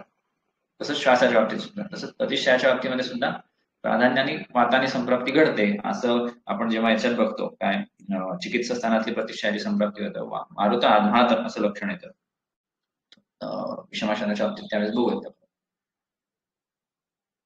तर स कास प्रसंगात रसिक्षते शोणितम ठिवती. आता हे आपल्याला परिचयाचं आहे की कास प्रसंगात कास प्रसंगात म्हणजे कास असल्यामुळे वारंवार कास असल्यामुळे उरसिक्षते उराला क्षत होऊन शोणितम ठिवती शोणिताचं ठिवन करतो. शोणित आगमनाच्या अस्य दौर्बल्यम उपजायते. शोणित आगमनामुळे त्याचं म्हणजे तो जो पुरुष होता जो हे सगळं करत होता त्याला दौर्बल्य उपजायते दौर्बल्य निर्माण होतं. ततः स उपशोषणैः एतैः उपद्रवैः उपद्रतः शनैः उपशिष्यति. तो ततः म्हणजे त्याच्यानंतर तो उपशोषणैः एतैः उपद्रवैः उपशोषण करणाऱ्या या अशा उपद्रवांनी उपद्रत म्हणजे त्यांनी उपद्रवित झालेला असा त्याचं शनैः उपशिष्यति. त्याचं तो शनैः हळूहळू शोष्य होतो, शोषण होतं, त्याचा शोष होतो. सो हे सगळं जे पाहिलं आपण ते काय पाहिलं तर क्षय म्हणजे धातूंचा क्षय होण्याची दोन प्रधान कारण आहे. आयदर तुम्ही रसाचा क्षय करून क्षय करा किंवा शुक्राचा क्षय करून क्षय करा. या दोन्हीच्या क्षयाने काय होतं, तो क्षय होत असताना त्याच्या अंडरलाईन कुठल्या कुठल्या भावांचा विचार करायचा असेल म्हणजे स्नेहाचा असेल, ओजाचा असेल, मानस भावांचा असेल, मानस भावांनी कसा क्षय होतो आणि हे व्यवहारामध्ये बघायला मिळणारे घटक आहेत. तर इथपर्यंत हे झालं क्षय हा जो राजयक्ष्माचा हेतू आहे. क्षय शोषस्य आयतनम इति यदुक्तम त्याच्या संदर्भात. तस्मात आता हे प्रत्येक ठिकाणी आपल्याला बघायला मिळतं की जिथे जिथे एखादं आयतन संपतं, साहसाच्या बाबतीतही पाहिलं आपण, संधारणाच्या बाबतीतही पाहिलं, त्या आयतनाच्या नंतर हे असं असं घडतं, म्हणून या गोष्टीच्या संदर्भामध्ये तुम्ही काळजी घ्या, असे काय निर्देश आपल्याला बघायला मिळतो. तस्मात् पुरुषो मतिमान आत्मनः शरीरम अनुरक्षण शुक्रम अनुरक्षेत पराहि एषां फलनिर्वृत्ति आहारस्य इति भवति च अत्र आहारस्य परं धामं शुक्रं तद्रक्षत आत्मनः क्षयो हि अस्य बहुन् रोगान् मरणं वा नियच्छति. आहारस्य परम धामम शुक्र. तस्मात पुरुषो मतिमान, जो मतिमान पुरुष आहे त्याने काय करायला पाहिजे, तर आत्मना शरीरम अनुरक्षण शुक्रम अनुरक्षे. आत्मना शरीर, स्वतःच्या शरीराचं रक्षण करण्यासाठी कशाचं रक्षण करायला पाहिजे, तर शुक्राचं रक्षण करेल. का बाकीचे धातू का नाही म्हटले इथे, त्याचं कारण असं आहे की पराही येशाम फलनिवृत्तीर आहार असते. आहाराची जी फलनिर्वृत्ती आहे, निवृत्ती नाही, निवृत्ती म्हणजे आविर्भाव, त्याचं सगळ्यात त्याच्यातून निर्माण होणाऱ्या गोष्टी अशा अर्थाने निर्वृत्ती. तन्निर्वृत्ती विशेष असतो, आपण वागवडात बघतो ना ते. सो आहाराचं फायनल बाय प्रोडक्ट काय आहे अशा अर्थाने, तर ते पराही येशाम फलनिर्वृत्ती आहार असते. पण आहारातून सगळ्यात पर श्रेष्ठ असं जर काही निर्माण होणार असेल तर ते शुक्र आहे, आणि म्हणून त्याचं रक्षण करावं, म्हणून शुक्राचं रक्षण करावं. आणि याचा विस्तार जो आहे या सूत्राचा, हा वाजीकरणादी अध्यायांमध्ये विशेषत्वाने येतो. भवतीच्या अत्र आहारस्य परमधामम शुक्रम तद्रक्षण आत्मना. आहाराचं परमधाम, धाम म्हणजे घर, आहार. आता हे पण छान रूपक आहे बघा ना, की आहार पचन झालं की त्या आहाराचा जो काही अंश आहे तो सगळ्यात श्रेष्ठ अशा कुठल्या घरात राहतो, तो शुक्रात राहतो. त्या पुढच्या पोषणाने त्या आहाराचं सगळ्यात श्रेष्ठ घर कुठलं, धाम कुठलं, तर शुक्र आहे. म्हणून तद्रक्षत आत्मना, त्याचं रक्षण करावं. क्षयो हि अस्य बहुन रोगान मरणं वा नियच्छति. त्याचा क्षय म्हणजे कोणाचा, तर शुक्राचा क्षय. क्षयो हि अस्य बहुन रोगान मरणं वा नियच्छति. त्याचा बहुन रोगांना निर्माण करतो, त्याचा क्षय, किंवा मरणं वा नियच्छति, किंवा मृत्यूला कारण. ठीक आहे, पुढे जाऊया. आता पुढे विषमाशन ही जी राजा इक्ष्म्याची संप्राप्ती आहे, आयतन आहे, त्याच्या संदर्भातलं वर्णन. विषमाशनम शोषस्य आयतनम इति यदुक्तम तद अनुव्याख्यास्यामः. यदा पुरुषः पान अशन भक्ष लेह्य उपयोगान प्रकृतिकरण संयोग राशि देश काल उपयोग संस्था उपशय विषमान आसेवते, तदा तस्य तेभ्यो वातपित्त श्लेष्माणो वैषम्यम आपद्यन्ते. ते विषमाः शरीरम अनुसृत्य यदा स्रोतसाम अयनमुखानि प्रतिवार्य अवतिष्ठन्ते, तदा जन्तुर्यत् यद् आहार जातम आहरति तद अस्य मूत्रपुरुषम एव उपजायते भूयिष्ठम न अन्यस्तथा शरीरधातुः. स पुरुषम उपष्टम्भात् वर्तयति, तस्मात् शुष्यतो विशेषेण पुरुषम अनुरक्षम तथा अन्येषाम् अतिकृशदुर्बलानां तस्य अनाप्यायमानस्य विषमाशन उपचिता दोषाः पृथक् पृथक् उपद्रवैः युञ्जन्तो भूयः शरीरम उपशोषयन्ति. अर्थ बघूया. विषमाशनम शोषस्य आयतनम इति यदुक्तम तद अनुव्याख्यास्यामः. विषमाशन हे जे शोषाचं आयतन आहे असं म्हटलं आहे ते सांगतो अशा अर्थ. यदा पुरुषः पान अशन भक्ष लेह्य उपयोगान, हे आहाराचे काय स्वरूप आहे. पान अशन भक्ष लेह्य आपण 28व्या अध्यायात पाहिलं होतं. तर अशा प्रकारचा आहार जो काय आहे त्याचा उपयोग, त्याच्या उपयोगासंदर्भामध्ये प्रकृतिकरण संयोग राशी देश काल उपयोग संस्था उपशय, हे काय आहेत, तर हे अष्टवहार विदेश आयतन आहे.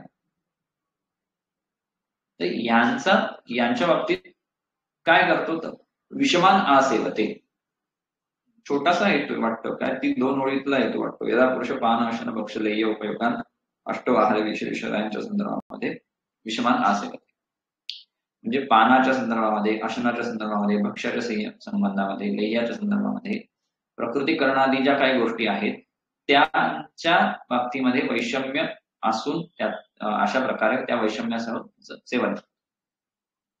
आता हे थोडंसं समजून घेऊया. मुळात विषमाशनाची आपण व्याख्या काय बघतो, विषमासनाची जी आपण सूत्रस्थानामध्ये पाहिलेली व्याख्या आहे किंवा इथे चिकित्सा 15व्या अध्यायामध्ये ग्रहणीच्या अध्यायात जी व्याख्या आहे ते सूत्रस्थानात वाघोड्याच्या पहिली आपण अकाले बहुचा अल्पम वा भुक्तम तु विषमाशनम किंवा चरकाने दिली आहे की बहुवा अल्पम वापी अप्राप्त अतीत कालयोग अशी कालाच्या संदर्भामध्ये किंवा मात्रेच्या संदर्भामध्ये वैषम्य असणं याला विषमासन असं. आता इथे जी विषमाशना म्हणून म्हटलेलं आहे ते काय म्हटलंय तर पान अशन भक्षलेय हे जे काही आहाराचे स्वरूप आहे त्याचा उपयोग करत असताना म्हणजे पान करत असताना आशन करत असताना भक्षलेय यांचं सेवन करत असताना आयडियली असं आहे की प्रकृती कर्ण संयोग राशी देश काल आदी ज्या काही अष्टो आहार विशेष आयतन आहेत त्यांचं साम्य असावं त्यांचा साम्याचा विचार करून या सगळ्यांचं सेवन करावं. जर आपण विमानस्थानामध्ये पाहिलं तर पहिल्या अध्यायामध्ये विमानस्थानाच्या आधी सातम्याचं वर्णन येतं. सातम्याचा विषय काहीतरी चालू आहे आणि मग सातम्यार्थ उपशयार्थमचं सूत्र झालं की त्याच्यानंतर येणारं त्या संदर्भामध्ये आहाराधिकांचं सात्म्यत्व सांगण्यासाठीचं जे वर्णन आहे ते अष्टो आहार विशेष आयतनाचं आहे. त्याचं अष्टौ आहार विधी विशेष आयतन याच्यातच त्याचं बऱ्यापैकी स्पष्टीकरण. आहारस्य विधी प्रकार विधानम आहारचं प्रकार किंवा विधान आहार कशा प्रकारे घ्यावं याच्याबद्दल त्याला आहार विधी म्हणायचं. आहार विधी विशेष म्हणजे त्याचं हितत्व किंवा अहितत्व म्हणजे तो तुमचा जो काही आहार विधी आहे त्याचं विशेष काय आहे तर तो हितकर आहे का अहितकर आहे त्यांना आहार विधी विशेष म्हणायचं. आणि त्याचे आयतन आणि त्याचं हेतुत्व म्हणजे हे हितकर अहितकर असणं हे कशावर ठरणार आहे. मी जो आहार घेतो तो आहार हितकर आहे का अहितकर आहे हे ह्याचं हेतुत्व कशाच्या ठिकाणी आहे त्या हेतुत्व त्याचं आयतन कशाच्या ठिकाणी आहे तर ते या 8 गोष्टींच्या ठिकाणी आहे. म्हणजे तुमच्या समोर आलेल्या आहाराबाबतीमध्ये त्याचं हितत्व किंवा अहितत्व हे प्रकृतीकरण संयोगादी गोष्टींनी ठरतं म्हणून त्याला अष्टो आहार विधिविशेष आयतन असं म्हटलं जातं. आणि म्हणून मग जेव्हा या गोष्टींच्या बाबतीमध्ये वैषम्य असतं त्यावेळेस ते जे आहाराचं पचन होणं आहे त्या आहाराचं रसामध्ये रूपांतर होणं आहे ते कसं होईल तर ते वैषम्याने. आणि म्हणून हा जो विषमाशनातून होणाऱ्या शोषाची संप्राप्ती आहे त्याच्यामध्ये या प्रकृती कर्ण संयोग आदी गोष्टींचं वर्णन आहे. अशा प्रकारचा आहार काय आहे आपण परत मुलाच्या मुद्द्याकडे की सातव्याच्या संदर्भातला हा विषय सगळा चालू आहे. आणि आहार शरीराचं पोषण करणारा असावा म्हणजे याच्यामध्ये जो उपयोगिता म्हणून जो विषय येतो त्याच्यामध्ये मग उपयोगसंस्था त्याच्यामध्ये तो उपयोग नियम आणि उपयोग नियमामध्ये जीर्णवाष्णीयात स्निग्धवाष्णीयात वगैरे येतं. आणि त्या जीर्णवाष्णीयात स्निग्धवाष्णीयात जर त्याची फलश्रुती पाहिली त्याच्यात येतं की दोषांचा प्रकोप न करता संपूर्ण शरीराचा आयु एवं वर्धयती वगैरे अशी सगळी लक्षणं येतात. तो आहार काय करतो अशा प्रकारचं शरीराचं पोषण करणारा धातूंचं पोषण करणारा दोषांचा प्रकोप न करणारा अशा आहाराचं पचन होण्यासाठी या गोष्टी साम्यावस्थेमध्ये किंवा या सम स्वरूपामध्ये साम्य अशा अवस्थेमध्ये सेवन करणं गरजेचं असतं. आणि जेव्हा ते होत नाही तेव्हा निर्माण होणारा जो रस आहे अशा प्रकारचा तो शरीराचं पोषण न करणारा ठरतो. ते कसं ते बघूया. सो इथे आपण त्या प्रकृती आणि याचे मग कितीही परम्युटेशन कॉम्बिनेशन होऊ शकतात ना. म्हणजे प्रकृती आणि करण विषम आहे प्रकृती आणि संयोग विषम आहे सगळेच विषम आहेत पानाच्या संदर्भात प्रकृतीकरण विषम आहे वगैरे असं खूप सारं होऊ शकतं. सो दिसायला जरी ही 2 वाक्य दिसली यदा पुरुषोपानाशन वगैरे विषमान असेवते तदा तसे कारण इथून पुढे तर दोष प्रकोपाची लक्षणं किंवा दोष प्रकोप कसा होतो त्याच्या पुढे ती संप्राप्ती जी काय यथादृष्टेन ऋषीने यथाच्या अनुविसर्पिता नावाचं जे काही संप्राप्ती व्याख्या ती तदा तस्य तेभ्य वातवित्त श्लेष्मण इथपासून सुरू होते. सो तसं म्हणजे जर नीट पाहायला गेलं तर हा खूप विस्तारपूर्वक असलेला विषय अष्टआहार विषय आयतनांमध्ये अतिशय संक्षेपाने सांगितलं. त्यामुळे आता आपल्याला समजून घेण्याचा विषय हा आहे की या आहार विशेष आयतन जी आहेत त्यांच्या संदर्भातलं वैषम्य हे कसं असू शकतं की जे विषमाशन म्हणून समजलं जाईल आणि ज्याच्यातून पुढे मग ही विषमाशनजन्य शोषाची संप्राप्ती होईल हे शोधता आलं पाहिजे.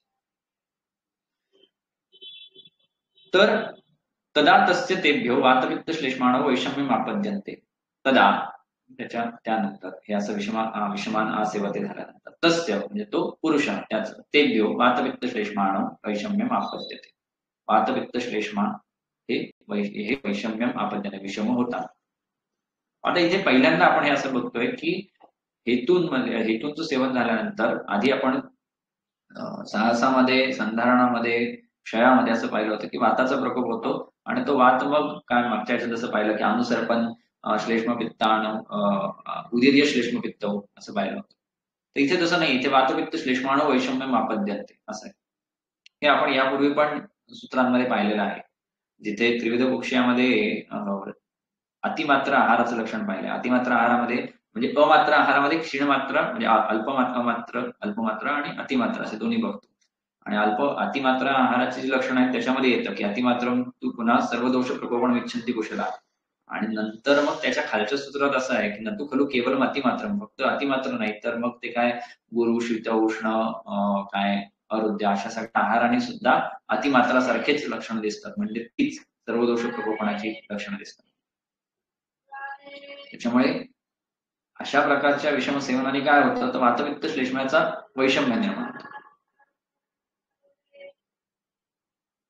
हेही लक्षात घ्यायला पाहिजे की इथे आहाराच्या संदर्भातलं वैषम्य आहे आणि आहार हे अग्नीचं इंधन आहे. त्यामुळे इथे अग्नी सुद्धा विषम होणार आहे आणि असा विषम झालेला अग्नी सुद्धा वातपित्त श्लेष्माचं वैषम्य निर्माण.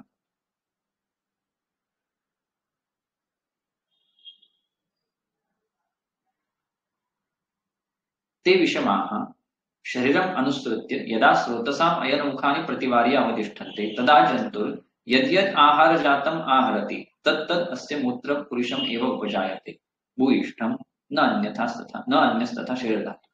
आता ते असे विषम झालेले वातपित्त श्लेष्म म्हणजे तिन्ही दोष शरीरम अनुसृत्य शरीरामध्ये फिरत असताना यदा जर स्रोतसाम अयनमुखानि प्रतिवार्य अवतिष्ठन्ते. यदा म्हणजे जेव्हा, सॉरी जर नाही जेव्हा, यदि नाही यदा स्रोतसाम अयन मुखानी प्रतिवार्य अवतिष्ठते. स्रोतसांचे जी मुख आहेत, स्रोतसांचे अयन, स्रोतसांचा मार्ग, त्याची मुख त्यांना प्रतिवार्य म्हणजे अडथळा निर्माण करून, अडसर निर्माण करून अवतिष्ठते थांबले.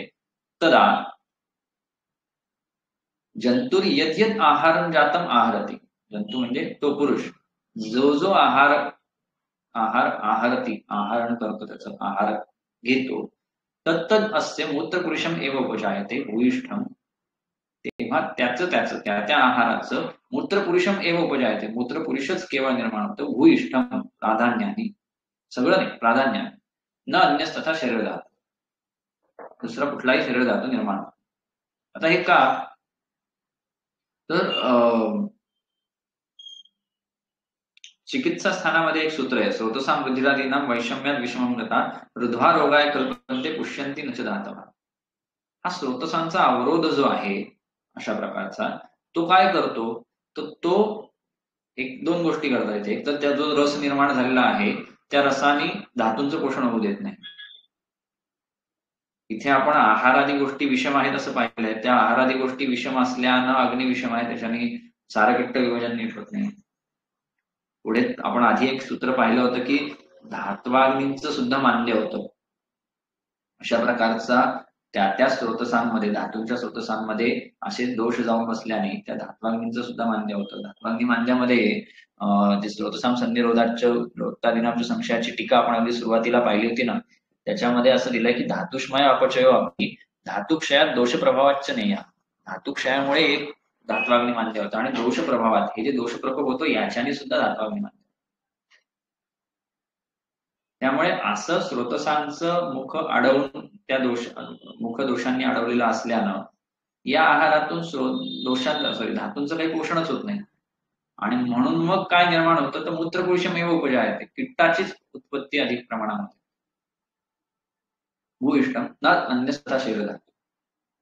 ही जी संप्राप्ती ना, आतापर्यंत आपण ज्या संप्राप्त्या पाहिल्या त्या सगळ्या कशाचा तरी क्षय होतो कुठल्या तरी कारणाने. मग साहसामध्ये पाहिलं की काय वायू प्रकोप होतो, वायू प्रकाराने श्लेष्म्याचा आणि धातूंचा क्षय होत जातो, रक्ताचा कास उत्पन्न होतं, कासातून शोणित प्रच्चावन होतं आणि त्याच्यातून मग धातूंचा क्षय होतो. संधारणामध्ये तशाच प्रकारचं पाहिलं होतं की वायू विगुण होऊन श्लेष्म वित्ताला प्रकोपित करून शोष करतो, किंवा मागच्या क्षयामध्ये पाहिलं होतं की साक्षात शुक्र शरीराच्या अधिक प्रमाणामध्ये बाहेर पडल्याने क्षय होतो किंवा रसाचं चांगलं उत्पत्ती न झाल्याने क्षय होतो. सो कुठेतरी सगळी क्षयात्मक संप्राप्ती आहे.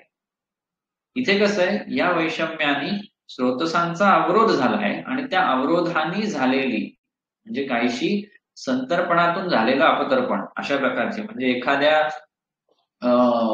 काय पाटामध्ये पाणी वाहत आहे आणि आपण त्या पाटातल्या पाण्यामध्ये म्हणजे शेतामध्ये पाट आहेत छोटे छोटे आणि ते पाणी पुरवत आहे आणि त्याच्यामध्ये एखाद्या ठिकाणी मध्ये काहीतरी मोठा दगड टाकून दिला, तर दगड टाकल्याने जसं होईल ना की पुढे काही मिळणारच नाही, तशा प्रकारचे. पण इथे दगड जो पडलाय तो स्वतःच्या आयनमुखाच्या ठिकाणीच पडलाय आणि ती दोष स्वरूपाचा.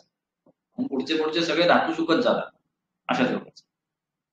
आणि मग काय होतं, तसं पुरुष उपष्टंभात वर्तयते. मग आता इथे कुठेच शरीराच्या धातूमध्ये बल नाहीये, तर मग पुरुष उपष्टंभात पुरुषाचं जे उपस्तंभ पुरुषस्य असं जे कार्य आहे त्याच्या जीवावर वर्तयते, त्याच्या याच्यावरती तो राहतो.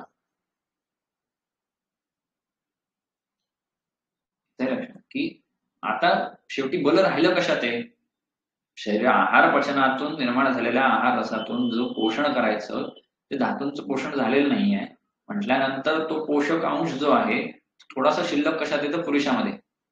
पुरुषाचं अवष्टंभ पुरुषाचं कार्य किंवा अनल अनिल धारण किंवा वायवाग्नी धारणंच हे आपण पाहिलेलं आहे. तर त्या अर्थाने त्या पुरुषामध्ये जे काही शेष शिल्लक असं ओज आहे त्याच्या जीवावरती याचं वर्तन होतं, त्या बलावरती हा राहतो. तस्मात शुष्यतो विशेषेण पुरुषम अनुरक्ष तथा अन्येषाम अतिपुरुष दुर्बलानाम. म्हणजे तस्मात शुष्यतो विशेषण, ज्याचा शोष होत आहे, शुष्यतो विशेषेण ज्याचा म्हणजे शोष म्हणजे व्याधी यक्ष्मा अशा अर्थ, त्याच्यासाठी त्याच्या बाबतीमध्ये तथा अन्येषाम अतिकृष दुर्बलाना, अन्य सुद्धा जे अतिकृष दुर्बल आहेत त्यांच्यामध्ये पुरुषम विशेषेण अनुरक्ष, पुरुषाची विशेषत्वाने रक्षण करावं. म्हणजे शोषामध्ये जसं करावं तसं अन्य अतिकृष दुर्बलांच्या बाबतीत सुद्धा करावं. आपण जर पुरुष व स्त्रोताची दृष्टी पाहिली तर दुर्बलाग्ने हे कृशस्यच असं तिथे पण आहे. सो कृश व्यक्तींच्या बाबतीमध्ये, दुर्बल व्यक्तींच्या बाबतीमध्ये पुरुष व स्त्रोतस हे आयदर दुष्ट असतं किंवा फार पटकन दुष्ट होऊ शकतं. त्यामुळे त्यांच्यामध्ये विशेषत्व आणि पुरुषाची रक्षा करावी. का तर त्यांच्या पुरुषावरती त्यांचं बल अवलंबून आहे. अधिक प्रमाणामध्ये पुरुषाचं काम योग्य काळासाठी धारण करणं आणि नंतर योग्य काळी शरीराच्या बाहेर पडणं असं आहे. योग्य काळासाठी धारण होणं पुरुष हे यांच्यामध्ये महत्वाचं आहे.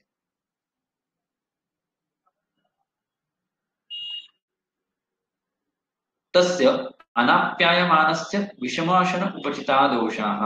आता इथे छान विशेषण दिलंय की कोण येतो, अनाप्यायमानस्य त्याचं म्हणजे त्या पुरुषाचं अनाप्याय, त्याचं काय होतंय, त्याच्या शरीरामध्ये काय होतंय, आप्यायन होत नाही.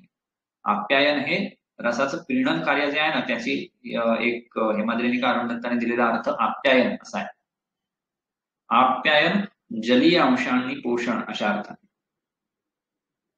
ते रसाचं कार्य, आहार रसातून ते आहार पचन झाल्यानंतर जे प्रीणनाचं कार्य सुरू होतं ते आप्यायन स्वरूपाचं.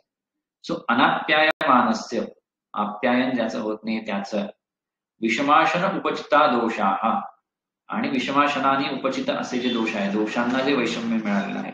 दोषांचं वैषम्य म्हणजे काय, दोषांची जी ज्या गती सांगितल्या ना, काय क्षयम स्थानम किंवा ऊर्ध्वमादस तिर्यक्ष त्रिदासच्या पराकोष्ठ शाखा मर्मस्ती संदेश, या सर्वच संदर्भामध्ये दोष विषम झाले. त्यांची गती बिघडली आहे, त्यांचं मान बिघडलंय, त्यांचं स्थान बिघडलंय, वायू इकडून तिकडे घेऊन जातोय, हा वाढलाय तो कमी झालाय अशा प्रकारचं. सो विषमाशन उपचिता दोष, विषमाशनाने उपचित असे दोष पृथक पृथक उपद्रवैही युंजंतो भूया शरीरम उपशोषयन्ति. आता इथे पृथक पृथक उपद्रवैही त्यांच्या स्वतःच्या उपद्रवाने त्या दोषांना त्यांची लक्षणं, उपद्रव म्हणजे इथे लक्षण अशा भूया शरीरम उपशोषयन्ति, शरीराचं उपशोषण करतात. हे आत्ताचा जो मुद्दा आहे विधाने तर इथे काय होतं, चची 8 मधलं आहे परत एकदा चिकित्सा स्थानातलं सूत्र. श्रोतांसी रुधिरादीना वैषम्यात विषमं गता रुद्धा रोगाय कल्पन्ते पुष्यन्ति न च दातवा.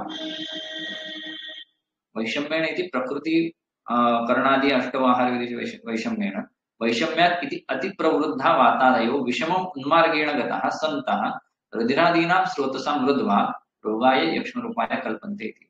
असे जे म्हटलं की वैषम्य होतं म्हणजे काय होतं, वृद्ध होतात, विषम मार्गाने जातात आणि रुधिराधिकांच्या स्रोतसांचा अवरोध करतात आणि त्यातून धातूंचं पोषण होतं. सो इथे जो क्षय होतो हा अवरोधाने होणारा क्षय आहे. आणि याचंच ते पुढचं सूत्र जे येतं की म्हणजे याच्यात थोडं पुढे गेल्यानंतर ते सूत्र येतं की तस्मिन् काले पश्यत्याग्नि यदन्नं कोष्ठ संशितं मली भवेति तत् प्रायः कल्पिते किंचित् उदसे तस्मात् पुरुषं संरक्ष्य विशेषात् राजयक्ष्मणः सर्व धातुक्षयार्थस्य बलं तस्य विड्बलम्. का बरं, तर ते जे अन्न आहे त्याने धातूंमध्ये काही ऊर्जाची काही बलाची निर्मितीच नाही, धातूंचं पोषण झालंच नाही, जे काय आहे ते थोडंसं मलामध्ये आहे, म्हणून बलम तस्य विड्बलम असं सूत्र येतं. तो आता ते पृथक पृथक उपद्रवही जे आहे त्याचं काय लक्षण निर्माण करतात ते बघू. तत्र वातः शूलम अंगमर्दम कंठोद्भंसनम पार्श्वसंयोजनम अंसावमर्दम स्वरभेदम प्रतिशायम च उपजनयते. आता एव्हाना आपल्याला या सगळ्या काय लक्षणांची अर्थ माहिती आहे. शूल अर्थात वातप्रधान्याने, शूल अंगमर्द, कंठ उद्ध्वंस, पार्श्वसंरुज, अंश अवमर्द, स्वरभेद, प्रतिशाय. इथे वातात प्रतिशाय आलाय, नोट करून ठेवा. पित्तम ज्वरम अतिसार अंतर्दाहंच. पित्तामध्ये ज्वर, अतिसार, अंतर्दाह. आता ही एक गमतीशीर अवस्था आहे. पित्त प्रधान अवस्थेमध्ये म्हणजे पित्ताचा अनुबंध असताना राजयक्ष्म्यामध्ये अतिसार हे लक्षण सांगितलं. म्हणजे ते किती गंभीर असेल हा विचार करा. आपण विषमाशन राजयक्ष्मा बघतो आहोत आणि विषमाशन राजयक्ष्म्यामध्ये सांगितलंय की पुरुषाचं संरक्षण करायचं आहे. त्याच्यामुळे अशा अवस्थेमध्ये जर पित्ताचं प्राधान्य असेल आणि अतिसार सुरू झाला तर ती कशा पद्धतीच्या काय साध्यासाध्यत्व असेल याचा विचार करा. अंतर्दाहंच. श्लेष्मा तु प्रतिशायम शिरसो गुरुत्वम अरोचकम कासंच. श्लेष्मा काय करेल तर प्रतिशाय. आता इथे दोन्हीकडे प्रतिशाय आलाय. तो जो एक महत्वाचा मुद्दा आहे की प्रतिशाय नावाचा जो विषय आहे तो वाताने होतो. म्हणजे घ्राणमुले स्थित श्लेष्मा रुधिरम पित्तम व्यवहार मारुतात्मा शिरसो मारुतम शायरे प्रति अशी प्रतिशायाची व्याख्या दिली आहे. आणि चिकित्सासना तर घ्राणमुले स्थिते श्लेष्मा रुधिरम पित्तमेव, तिथला श्लेष्मा किंवा रुधिर किंवा पित्त मारुतात्मान शिरसो, मारुतात्मान शिरसो, मारुताने आत्मात अशा शिरा मारुतम शायते प्रति, मारुतम शायते म्हणजे मारुताच्या ठिकाणी मारुतम प्रति गच्छति अशा अर्थाने. तर जे दोन्ही प्रकारचे म्हणजे प्रतिशायाच्या बाबतीमध्ये तो कफाच्या प्राधान्याचा आहे किंवा कफाच्या स्थानात होणारा आहे म्हणून कफाच्या अंतर्गत सुद्धा, आणि मूळ घडवून आणणारा दोष हा वायू आहे. तुम्ही प्रतिशायाची चिकित्सा बघाल तर ती प्राधान्याने स्नेहस्वेद आणि स्नेहपान अशा स्वरूपाची आहे. तर दोन्ही ठिकाणी त्यामुळे प्रतिशाय हे लक्षण दिसतं. शिरसो गुरुत्व ठीक आहे, समजण्यासारखं आहे. आपण यापूर्वी पण पाहिलं होतं की शिराच्या ठिकाणी दोष गेले तर काय होतं. अरोचक कास, अरोचक कास विषमाशन्य राजयक्ष्मा त्यामुळे विशेषत्वान येणार. स कास प्रसंगात उरशिक्षते शोणितम ठेवते शोणित आगमनाच्या अस्य दौर्बल्यम उपजायते. आता परत यापूर्वी आपण पाहिलेली ती संप्राप्ती केली.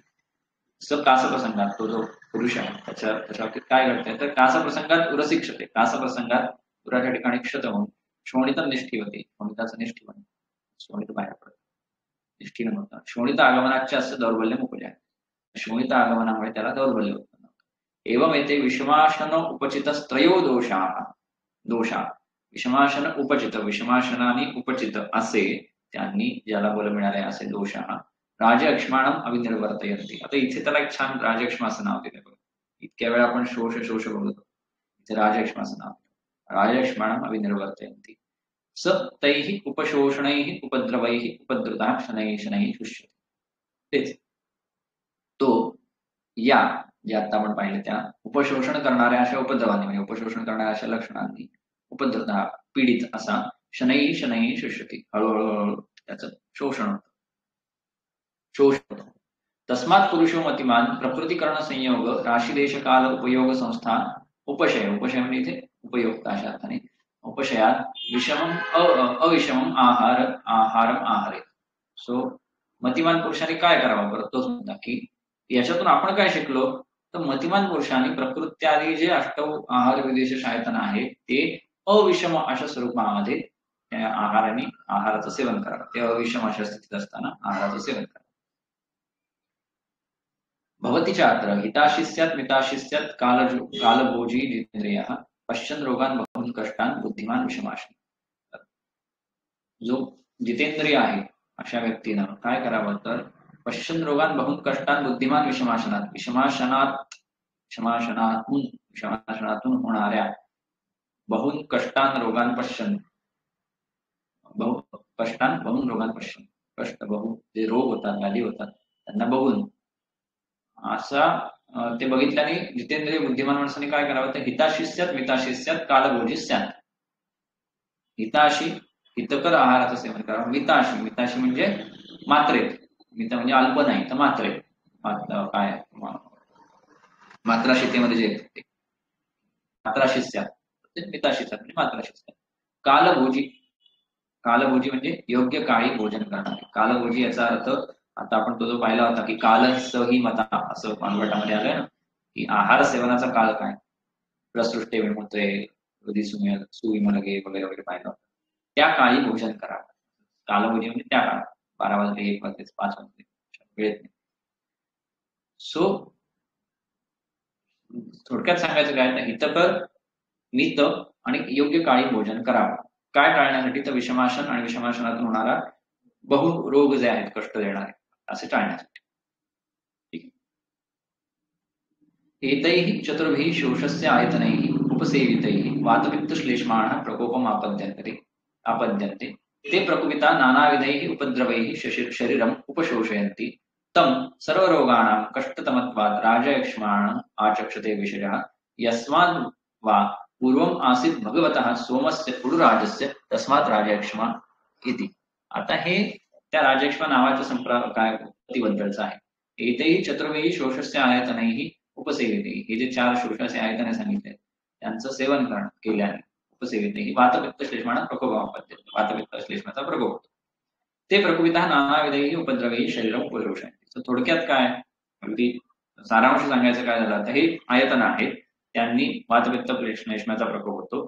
त्यांनी नानाविधैः उपद्रवैः उपद्रव म्हणजे इथे ते जे लक्षण पाहिजे ते त्यांनी शरीराचं शोषण उपशोषण कोण ते दोष त्यांचं शोषण करतात.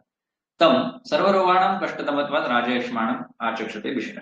तो जो व्याधी आता आपण ज्याच्याबद्दल बोलतो तो सर्व रोगाणां कष्टतमत्वात सर्व रोगांमध्ये कष्टतम असल्याने त्याला त्या सर्व रोगांचा राजा म्हणून राजयक्ष्मा असं म्हटलं जातं. यस्माद् वा पूर्वम आसीत भगवतः सोमस्य उडुराजस्य किंवा पहिल्यांदा तो कोणाला झालाय भगवतः सोमस्य भगवान सोम जो उडुराजस्य उडू म्हणजे उडुगण म्हणजे नक्षत्रगणांचा जो राजा सोमराजा त्याला झालाय म्हणून सुद्धा त्याला राजयक्ष्मा राजाला झालेला यक्ष्मा असं म्हणजे 2 गोष्टी दोन्ही त्याचं नावाच्या बद्दलचे काय उत्पत्ती आहे की यक्ष्म्यांचा राजा किंवा राजाला झालेला यक्ष्मा म्हणून राजयक्ष्मा असं नाव आहे. तस्य इमानी पूर्वरूपाने भवन्ति तद यथा. आता इथे थोडा तो क्रम परत ब्रेक झालेला आहे की आपण आतापर्यंत कसं पाहिलं हेतू पाहिले हेतू नंतर संप्राप्तीनंतर लगेच रूप पाहिले आणि नंतर पूर्वरूप पाहिले. तर त्या व्याधीच्या काय रचनेच्या बाबतीमध्ये हे चरकामध्ये ठिकठिकाणी असा हे बदललेला दिसतो. अन्य ग्रंथ तस्य इमानी पूर्वरूपाणि भवन्ति तद यथा प्रतिश्चायः क्षवतु अभीक्षणं श्लेष्म प्रसेकः मुखमाधुर्यम् अनन्नाभिलाषा अन्नकाले च आयासः दोषदर्शनम् अदोषेषु अल्पदोषेषु वा भावेषु पात्र उदक अन्न सूप अपूप उपदंश परिवेशकेषु भुक्तवतश्च अस्य उल्लासः तथा उल्लेखनम् अपि आहारस्य अंतरा मुखस्य पादयोश्च शोभा पाण्योः च अवेक्षणम् अत्यर्थम् अक्ष्णोः श्वेतावभासता च अतिमात्रम् बाहवो च प्रमाण जिज्ञासा स्त्रीकामता निर्घृणित्वम् बिभत्सदर्शनता च अस्य काये स्वप्ने च अभीक्षणं दर्शनम् अनुदकानाम् उदकस्थानानां शून्यानां च ग्राम नगर निगम जनपदानां शुष्क दग्ध भग्नानां च वनानां कृकलास मयूर वानर शुक सर्प काक उलुक आदिभिः संस्पर्शनम् अधिरोहणं वा यानं वा श्व उष्ट्र खरवराहैः केश अस्थि भस्म तुषांगार राशीनां च अधिरोहणम् इति शोष पूर्वरूपाणि भवन्ति. आता ही शोषाची पूर्वरूप म्हणून आता पूर्वरूपांच्या बाबतीमध्ये आपल्याला हे माहिती आहे की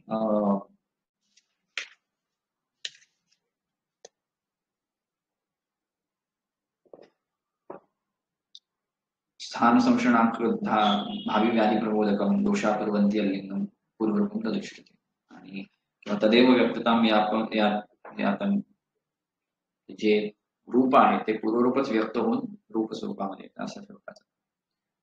तर याच्यामध्ये काही लक्षणं जी आहेत प्रतिष्ठाय झालं, क्षपत्वापेक्षण, श्लेष्म प्रसिद्ध झालं, तर हे आपण आतापर्यंत जी संप्राप्ती पाहिली किंवा दोषांची अधिष्ठानांतर पाहिलं त्या अनुषंगाने याचा लॉजिक लावता येतं काही.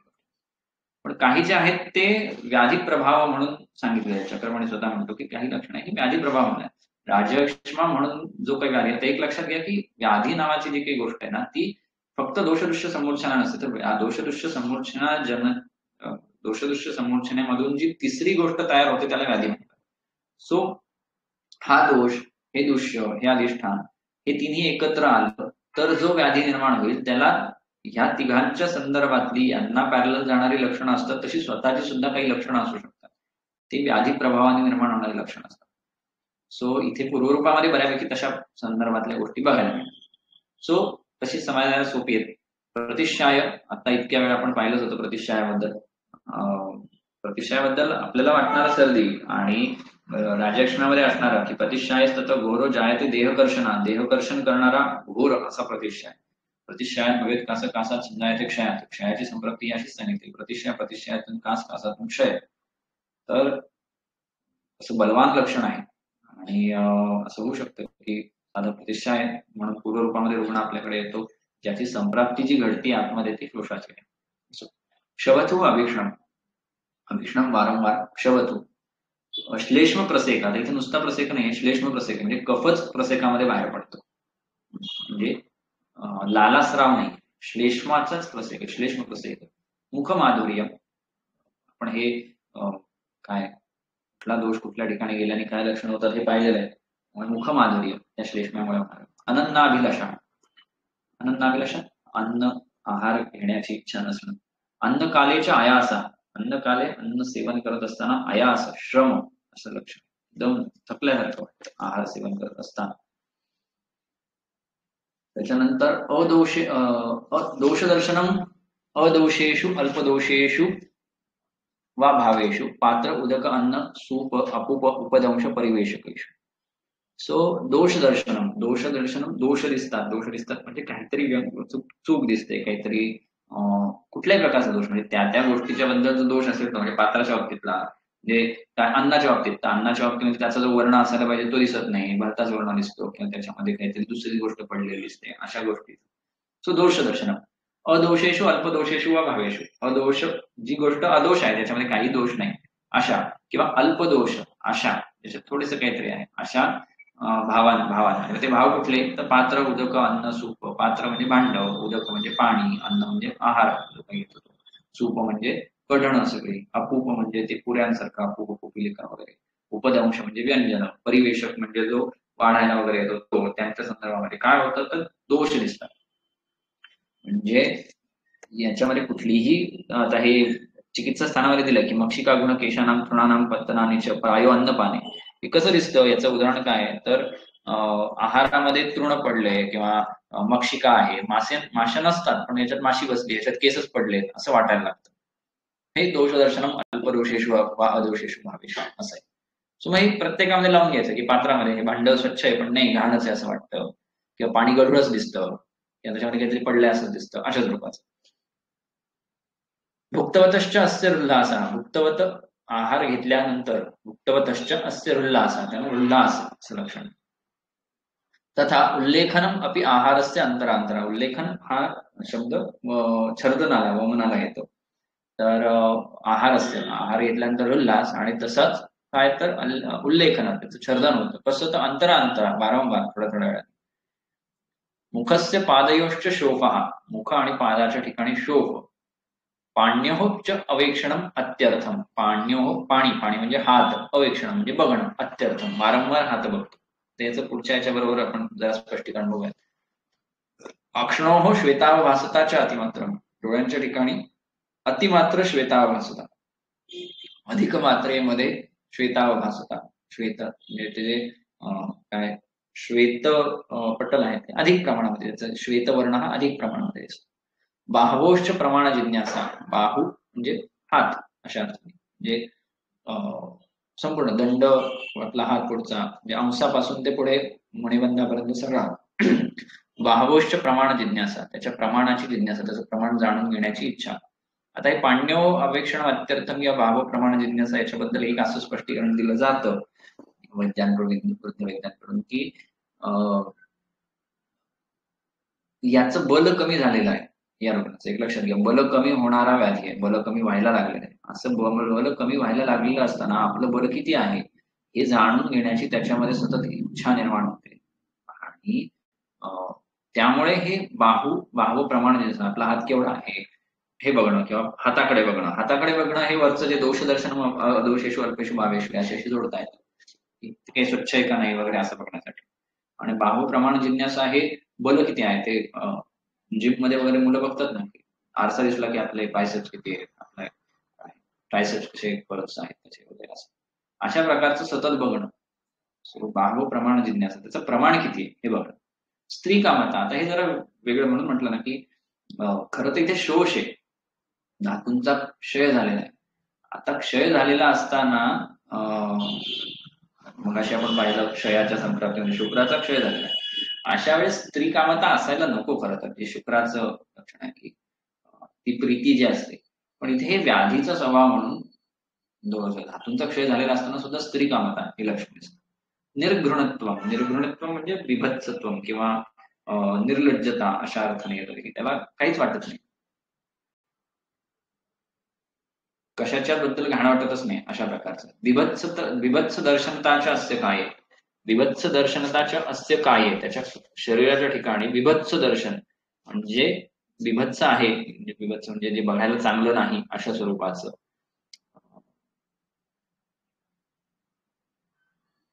आता हे त्याला स्वतःला दिसतं, बिभत्स दर्शनताच्या अस्य काय, त्याला स्वतःचे शरीर हे बिभत्स आहे असं वाटायला.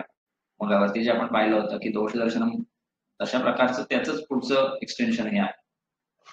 सो हे त्याला त्या रुग्णाला जाणवणाऱ्या काही गोष्टी आहेत, ह्या आपल्याला पात्रामध्ये केस पडले ते आपल्याला वैद्य संवेद्य लक्षण नाही, त्याला वाटतं की अरे याच्यात घाण आहे किंवा स्वतःचा हात काय शरीर खराब झालंय, सांगायला हे लागले. आपण कधी कधी पिक्चर मध्ये बघतो असं अशा प्रकारचे काही कॅरेक्टर दाखवलेले असतात की ज्यांना अननेसेसरी असं सगळं काय स्वच्छ असलेले कपडे स्वच्छ करायला लागतात, झटकायला लागतात वगैरे तशा प्रकारचं. स्वप्नेचे अभीक्षणम दर्शनम अनुदकानाम उदकस्थानानाम शून्यानाम च ग्राम निगम जनपदानाम. आता खरं आपण आता वेळ कमी असल्याने याच्या डिटेलमध्ये जाणार नाही. इंद्रिय स्थानामध्ये जे लक्षण आहेत त्याच्यातही बघा एकदा स्वप्नाच्या बाबतीमध्ये. याच्यात राजलक्ष्मीच्या रुग्णामध्ये काय होतं तर स्वप्नेचे अभीक्षणम दर्शनम अनुदकानाम उदकस्थानानाम. जी उदकस्थानं आहेत, उदकस्थानं म्हणजे काय तर जिथे जिथे उदक आहे म्हणजे नदी असेल, सरोवर असेल, जे काय असेल ते जिथे जिथे पाणी साचलेलं आहे, उदक स्थान आहे ते अनुदक. आता हे पण काहीतरी एक विशेष दाखवतं स्वप्नांच्या बाबतीमध्ये हे येतं की तुमच्या शरीरात जी काही संप्राप्ती घडत असेल त्या संप्राप्तीला अनुसरून अशा प्रकारची रूपक, अशा प्रकारची उपमान असणारे स्वप्न पडतात. म्हणजे शरीरामधल्या संपूर्ण, आता इथे मगाशी आपण पाहिलं होतं की अनाप्यायमान असते, ज्याचं आप्यायनच होत नाही, पाणी जलाने पोषणच होत. सो अशा प्रकारे रसाने पोषणच होत नाहीये, शोषच झालाय सगळा. मग अशा वेळेस काय होतं तर आपमहाभूताचं सुद्धा शोषण झालेलं आहे अशा प्रकारची, म्हणजे जिथे उदक असायला पाहिजे तिथे उदक नाहीये अशा प्रकारचं स्वप्न पडतं. म्हणजे आटून गेलेलं सरोवर, कोरडी झालेली नदी, समुद्राचं पाणी साठलंय अशा प्रकारचं. शून्यानामचं ग्राम नगर निगम जनपदाना, हे जे ग्राम नगर निगम आहे ना याचे चक्रपाणीने अर्थ दिले. ग्राम म्हणजे काय, निगम म्हणजे काय, ते लोकसंख्येवर अवलंबून आहे. म्हणजे निगम म्हणजे निगर विशेषो बहुवसती जनपद मंडलम वगैरे, ग्राम अजून छोटं.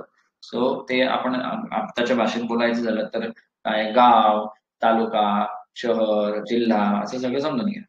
निगम जनपद जे काय आहे तिथे लोक राहतात ते कसे तर शून्य, तिथे कोणीच राहत नाही असं. म्हणजे एक लक्षात घ्या की त्या गावाला, त्या निगमाला, त्या जनपदाला जर शरीर मांडलं तर त्याच्यामध्ये राहणारे जे लोक आहेत ते त्याचे धातू आहेत, त्यांच्यापासून ते बनलेले आहेत.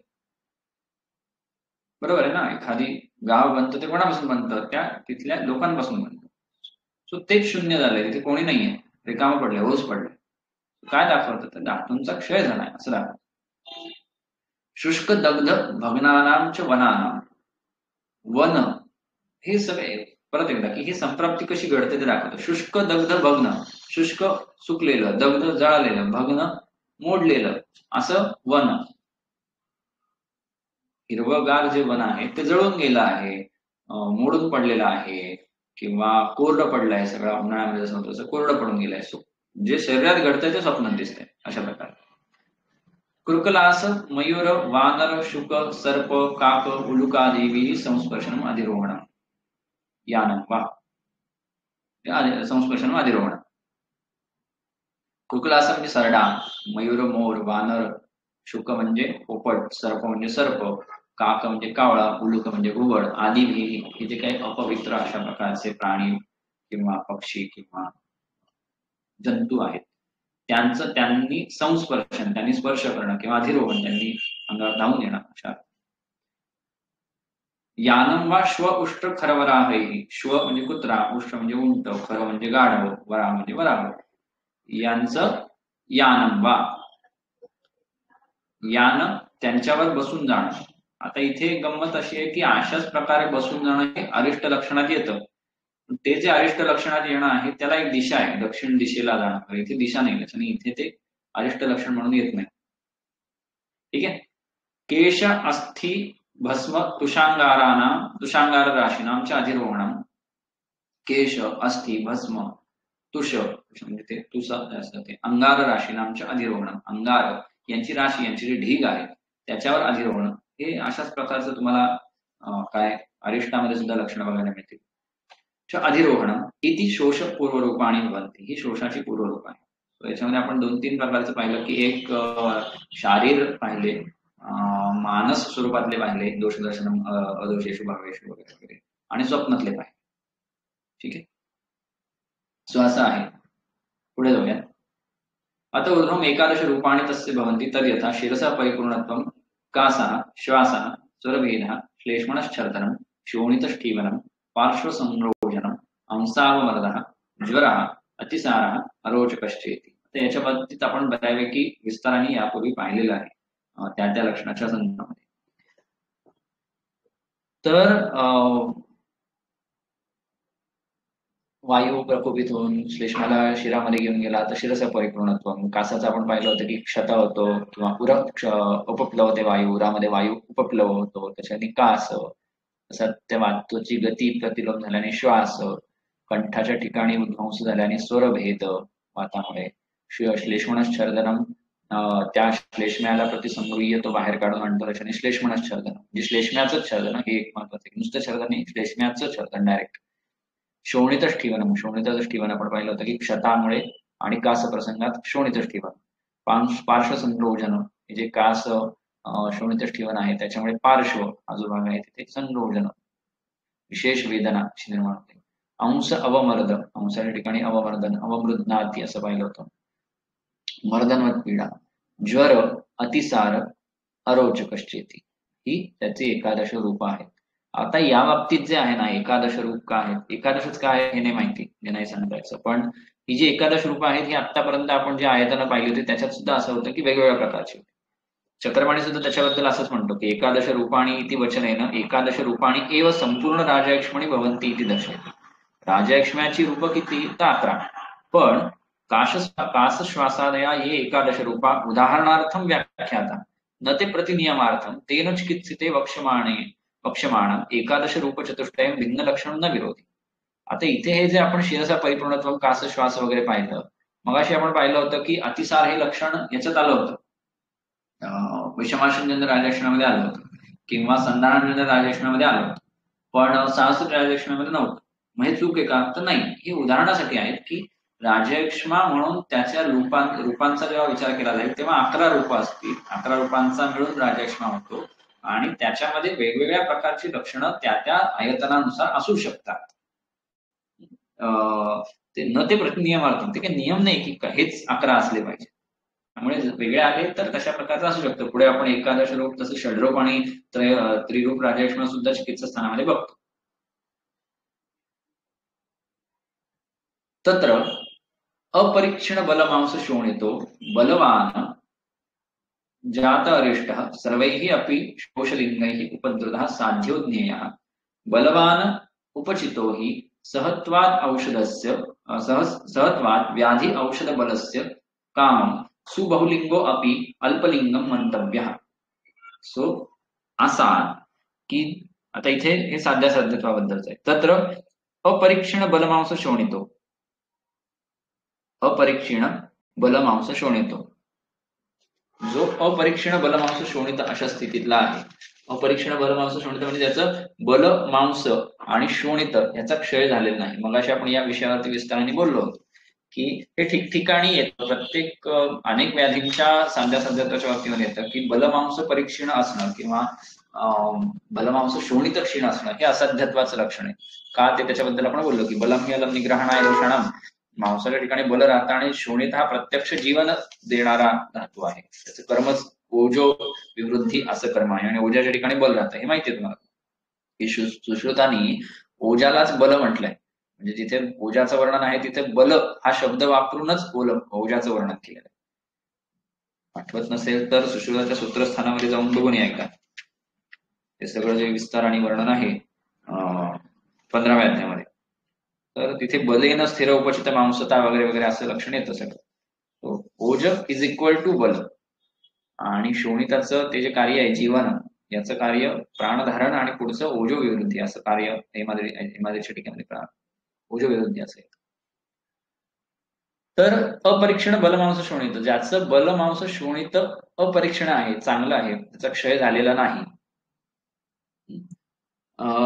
जो बलवान आहे, जो बलवान आहे,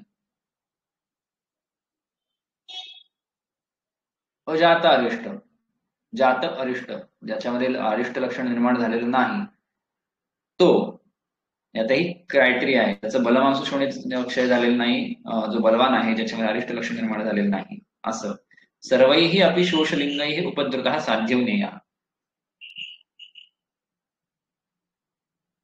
सर्वैहि अपि सर्वे अपि शोषलिंगैः उपद्रुतः, सर्व शोषाची सर्व लक्षणं जरी दिसत असली तरी तो साध्य मानावा, साध्यो ज्ञेयः. का? बलवान उपचितो ही, बलवान आणि उपचित म्हणजे मांस शोणित ज्याचं चांगलं आहे, ज्याचा उपचय चांगला आहे, त्याच्या बाबतीत काय होतं, सहत्वात औषधस्य व्याधी औषध बलस्य, व्याधी आणि औषध यांचं बल तो सहन करू शकतो. सहत्वात व्याधी औषध बलस्य कामं सुबहुलिंगो अपि अल्पलिंगम एवं मंतव्य. सुबहुलिंग सर्व लिंगांनी युक्त, सर्व लक्षणांनी युक्त जरी असला तरी तो अल्पलिंग आहे असं समजावं. कारण चिकित्सेसाठी तो व्याधीचं औषधाचं बल आणि व्याधी झाल्यानंतर त्या व्याधीचं बल म्हणजे त्या लक्षणांचं म्हणून जे काही बल आहे ते दोन्ही सहन करू शकतो. सो परत तोच मुद्दा येतो, बलम हि अलम निग्रहणाय दोषाणाम, किंवा जे आपण पहिल्यांदा पाहिलं होतं, बलाधिष्ठानम आरोग्यम तदर्थोयम क्रियाक्रम. आपण जी सगळी चिकित्सा करतो ती कशासाठी करतो, तर बल प्रस्थापित करण्यासाठी करतो. बलाधिष्ठानम आरोग्यम तदर्थोयम, त्याच्यासाठी ही सगळी चिकित्सा क्रियाक्रम जो आहे तो आहे. त्याच्यामुळे बल चांगलं असेल तर चिकित्सा शक्य होते. म्हणजे आपण पुढे चिकित्सेमध्ये बघू की बलवान जो राजलक्ष्मी रुग्ण आहे त्याच्यामध्ये काय करायचं, संशोधन करायचं. त्रिदोष राजलक्ष्मी म्हटल्यानंतर वृद्ध पित्त कफाचं शोधन करावं लागतं. ते शोधन कोणात शक्य आहे, जो बलवान आहे, ज्याच्यात बल मांस शोणिताचा उपचय चांगला आहे त्याच्यामध्ये शक्य आहे. त्याच्यामध्ये सर्व लक्षणं जरी निर्माण झालेली असली तरी तो साध्य आहे. कारण असंपूर्ण लक्षण असा जो काही व्याधी असतो तो साध्य असतो खरं तर. म्हणजे आपण जे साध्यासाध्यत्वाचं लक्षण पाहिले होते की सर्व लक्षण निर्माण झाले तर तो असाध्य असतो, सर्व संपूर्ण लक्षण व्याधी हा असाध्य असतो. पण इथे त्यांनी म्हटलंय की सर्व संपूर्ण लक्षण व्याधी जरी असला तरी या व्याधीच्या संप्राप्तीमध्ये महत्वाचा फॅक्टर काय तर बल आहे, जे मांस शोणिताशी संबंधित आहे. त्यामुळे अपरीक्षण बल मांस शोणित असणाऱ्या याच्यामध्ये सगळी लक्षणं असली तरी तो साध्य मानावा. आणि त्याचाच विपर्याय दुर्बलम तू अतिक्षीण बलमांस शोणितम अल्पलिंगम अल्पलिंगम अजातरिष्टम अपि बहुलिंगम जातरिष्टम च विद्यात. असहत्वात् औषध बलस्य तं परिवर्जयेत् क्षणेन एव हि प्रादुर्भवन्ति अरिष्टानि अनिमित्यश्च अनिष्ट प्रादुर्भावा इति. जो दुर्बल आहे, शोषी रुग्ण जो दुर्बल आहे, दुर्बलम तू अतिक्षीण बल मांस शोणितम, ज्याचं बल मांस शोणित अतिक्षीण झालेलं आहे असा, अल्पलिंगम अजातारिष्टम, त्याच्यामध्ये अल्पलिंग असतील, अल्पलक्षण असतील, अरिष्ट लक्षण दिसत नसतील तरी अपि बहुलिंगम जातारिष्टमच्या विद्यार्थी, त्याला बहुलिंग आणि जातारिष्ट आहे असंच मानावं. आपण लघुव्याधी आणि गुरुव्याधीचा जो विषय पाहतो स्थानामध्ये, तशाच स्वरूपाचं काहीच नाही आहे की बलमांस शोणित कमी असताना, फक्त इथे कसं आहे की तिकडे तो रुग्ण दिसतो, म्हणजे आपलं त्याचं निदान चुकतं की हा गुरुव्याधीत आहे का लघुव्याधीत आहे. इथे त्यांनी सांगितलंय की बलमांस शोणित अल्प असेल, क्षीण असेल, तर लिंग लक्षणं कमी असताना सुद्धा त्याला बहुलिंगच जाणार. कारण का, तर या व्याधीच्या संपूर्ण काय संप्राप्ती आणि चिकित्सेच्या संदर्भामध्ये जी गरजेची गोष्ट आहे बल, तेच त्याच्याकडे नाहीये. अरिष्टाच्या बाबतीत काय म्हणतात, सॉरी हे पूर्ण करू आपण की क्षीण बल मांस, याच्याने काय होईल, असहत्वात औषध व्याधी औषध बलस्य, व्याधीचं बल, व्याधीच्या लक्षणांचं बल आणि औषधाची चिकित्सेचं बल हे सहन होणार नाही, त्यामुळे तो असाध्य आहे. आणि अरिष्टाच्या बाबतीत काय, तर क्षणेन एव ही प्रादुर्भवन्ति अरिष्टानि अनिमित्यश्च अरिष्ट प्रादुर्भाव, अशा व्यक्तीमध्ये ज्याच्यामध्ये अरिष्ट म्हणजे मृत्यूसूचक लिंग लक्षण अशा अर्थाने, निश्चित मृत्यू आख्यापक लिंग अरिष्ट. तर क्षीण बलमांस असलेल्या व्यक्तीमध्ये थोडीशी राजलक्ष्मीची लक्षण आहे, अल्पलिंग आहे, अशा व्यक्तीमध्ये अरिष्ट कधी उत्पन्न होऊ शकतं, क्षणेन एव ही प्रादुर्भवन्ति अरिष्टानि, आणि त्याला काही कारण लागत नाही, अनिमित्यश्च अरिष्ट प्रादुर्भाव, त्यामुळे त्याला असाध्य असंच मानावं, तम परिवर्जयेत. सो इथे हे एक महत्वाचं लक्षण किंवा महत्वाचा क्रायटेरिया आपण समजून घेतो. याच्यातून काय समजतं, म्हणजे हे सूत्र दिल्याने आपल्याला काय समजतं, तर बल नावाची गोष्ट ही जसं ज्वरामध्ये आपण बघतो तसं इथे सुद्धा, खरं सगळ्या व्याधींमध्ये आपण महत्वाचे ज्या ज्या व्याधींमध्ये बलाचा विचार प्राधान्याने करायला पाहिजे, आणि बलक्षय इतका की साध्यासाध्यत्व त्या बलावर अवलंबून आहे, तर त्याच्यामध्ये राजलक्ष्मी प्राधान्याने येतो. तत्र श्लोकः समुत्थानं च लिंगं च यशोषास्य अवबुध्यते पूर्वरूपं च तत्त्वज्ञं सद्राज्ञं कर्तुमर्हति. समुत्थान हेतू लक्षण, समुत्थानं च लिंगं च यशोषस्य अवबुध्यते, जो शोषाचं जाणून घेतो, ज्याला कळतं.